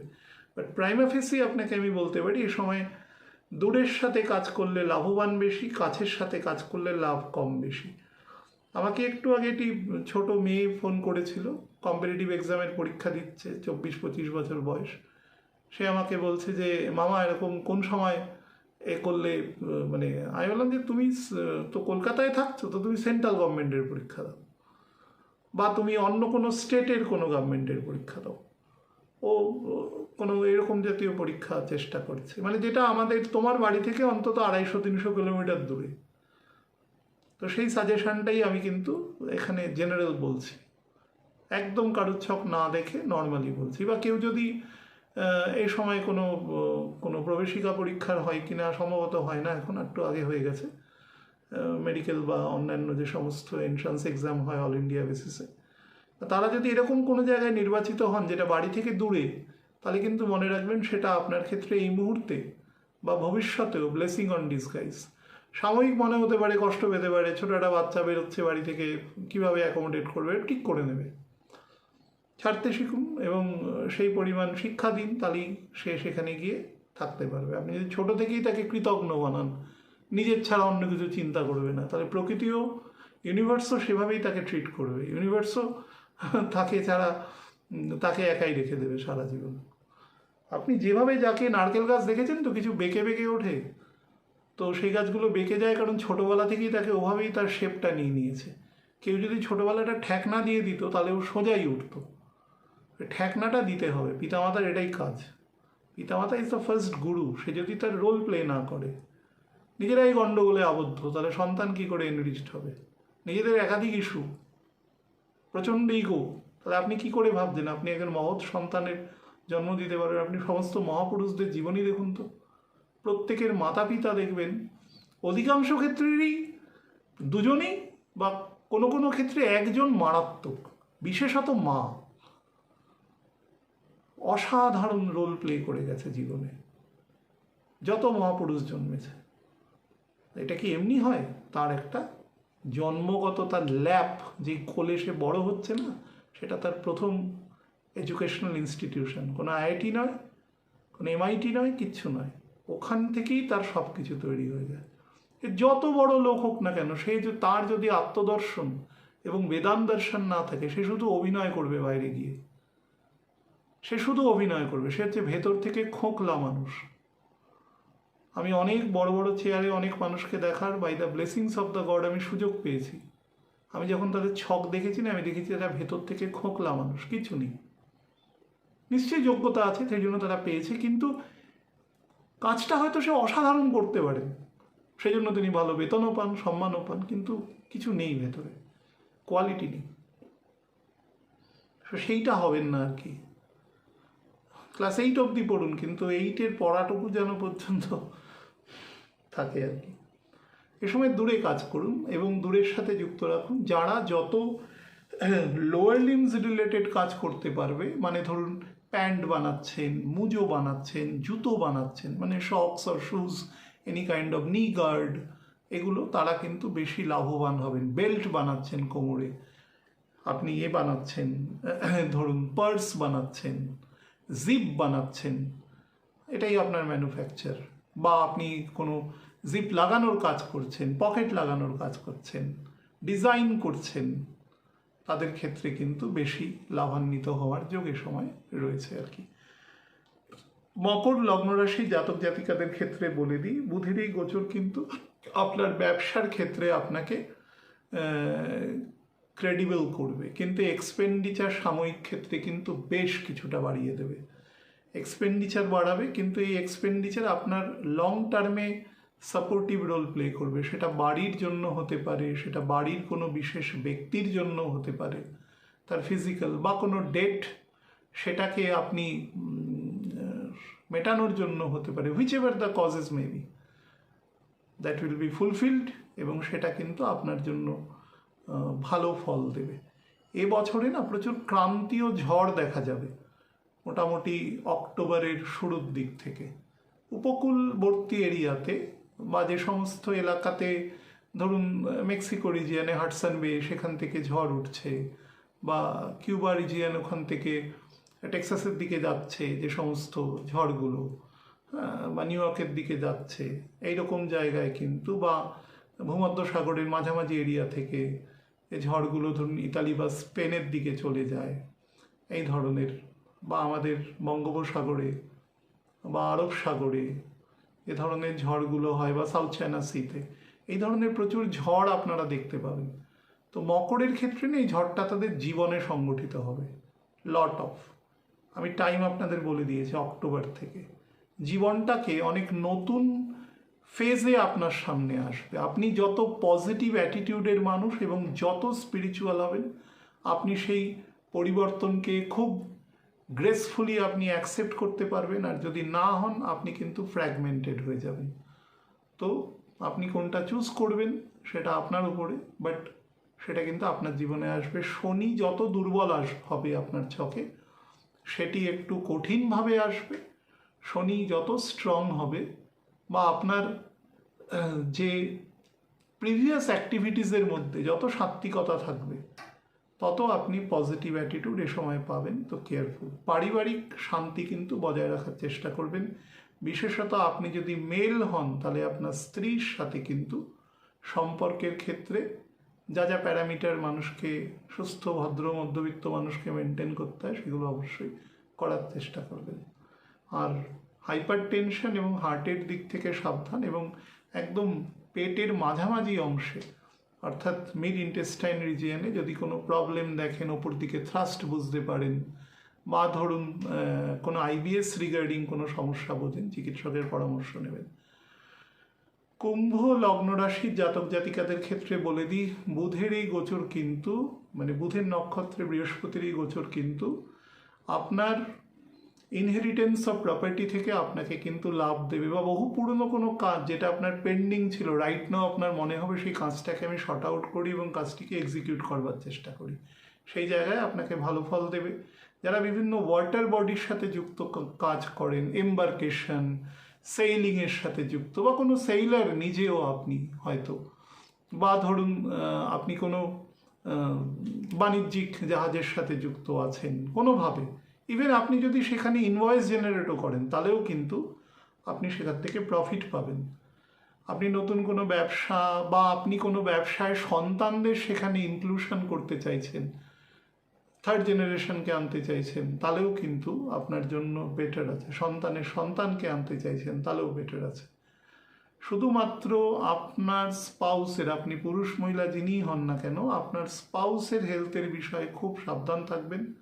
বয়স যদি 49-এর বেশি হয় তাহলে, এবং দশা যদি দুর্বল হয়, তাহলে কিন্তু অবশ্যই চিকিৎসকের টাচে থাকবেন যে যে অঙ্গে দুর্বলতা আছে, বিশেষত এন্টায়ার অর্থোপেডিক এবং রিমেটয়েড সেকশন, যাদের ক্ষেত্রে লোয়ার লিমসে ব্লাডের ফ্লো বা সার্কুলেশন কম, ব্লাড থিনার খেতে হয় কোনোভাবে, বা শরীরে মেটাবলিজমের খুব দুর্বলতা রয়েছে, ব্লাড সুগার খুব হাই আছে কোনোভাবে, ইউরিন ইনফেকশন, প্রস্টেটের সমস্যা, ইউরিনারি ট্র্যাকে প্রবলেম, মানে ইউরিনারি ব্লাডারে প্রবলেম, এরা কিন্তু বিশেষ সাবধানতা নেবেন। কোনোভাবে যদি জীবনে ম্যানিনজাইটিস জাতীয় কখনো হয়ে থাকে এবং by the blessings of the God আপনি সারভাইভড হয়ে গেছেন, তবেই বলা কথা, তাহলে কিন্তু এই সময় খুব নজর দেবেন। এই সময়টা আপনাকে সেই রিগার্ডিং কিছু দুর্বলতা দেখা দিতে পারে, সাবজেক্ট টু আপনার ছক কত দুর্বল আছে।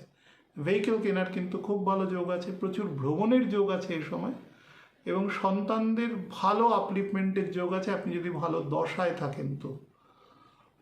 এবং আপনার জীবনের এক ধরনের মেকওভার হওয়ারও খুব ভালো স্তর আছে, বিশেষত spiritual makeover to be executed right now. মীন রাশি লগ্নের জাতক জাতিকাদের ক্ষেত্রে বলে দিই, এই সময় কিন্তু বুধের নক্ষত্রে গেছে, আপনাকে lot of strangulations to be coming over your life, অর্থাৎ এ সময় আপনাকে প্রচুর যুদ্ধ করতে হবে, বিশেষত আপনার কাজের সাথে, বাট কাজ আপনি পেয়ে যাবেন by any hooks and crooks, এবং সেটা আপনি সেপ্টেম্বর মাসের ম্যাক্সিমাম থার্ড উইকের মধ্যে you will have a job. যদি ছকে সামান্য স্ট্রেন থাকে, বা ধরুন হাজবেন্ড ওয়াইফের মধ্যে, আপনি মনে করুন ওয়াইফ, হাজবেন্ডের ছক যদি মাঝারি লেভেলেরও বলি থাকে, আপনার ছক যদি উইকও থাকে, তাহলেও আপনি পাবেন, উল্টোটা হলে পাবেন না। This is the basic thing. আর কাজ যখনই পাবেন with a heavy responsible work to be selected automatically for you, তো আপনি নিশ্চিন্তে করুন, শুধু দায়িত্ব আসবে, আপনাকে যা কাজ দেয়া হবে আপনি আপনার ক্ষমতা অনুসারে সেটাকে এক্সিকিউট করবার চেষ্টা করবেন, তাহলেই কোনো সমস্যা এক্ষেত্রে আপনার কিন্তু আমি দেখছি না। আর আপনার যদি কোনো কারণে সন্তান, আপনি পুরুষ মহিলা মানে দম্পতি আর কি যদি হন, যদি সন্তান হওয়ার স্টেটে থাকেন বা সন্তান নেওয়ার মতন কোনো মানসিক অবস্থায় আপনি যদি এখন থাকেন, তাহলে it is the best time right now, অন্তত 1.5-2 বছরের মধ্যে, ফর টেকিং অর যেটাকে আমরা কনসিভ করা বলি, তার জন্য বেস্ট টাইম আছে এটা। বা সন্তানের বয়স যদি তার যদি ধরুন অ্যাডোলেসেন্ট গ্রোথের ওপরে চলে যায়, তাহলে সেই সন্তানের বয়স মোটামুটি 14 বছর থেকে 18-19 বছরের মধ্যে, কৈশোর বয়স যেটা, সেই বয়সে কিন্তু খুব ভালো গ্রোথ আপনি দেখতে পাবেন। একটু যদি বেটার দশায় আপনি থাকেন, এবং আপনি কিন্তু এ সময় সন্তানের যে ন্যাচারাল যে তার ডেভেলপমেন্ট হয়, তার শারীরিক, মানসিক, আর্থিক, আধ্যাত্মিক, তার বহিরাগীতিগত এডুকেশন, সেখানে যে ডেভেলপমেন্ট হয় সেটা আপনি দেখতে পারবেন এ সময়, এবং ভদ্রতা, সভ্যতা, সৌম্যতা, সিভিলাইজেশন, সেগুলোর সাথেও কিন্তু নিজেকে এ সময় সন্তান যুক্ত করতে পারবে। যত বেটার আপনি এডুকেশনের সময় প্রোভাইড করবেন, আপনার সন্তান সেটা কিন্তু নেওয়ার মতন সামর্থ্য তার মধ্যে থাকবে।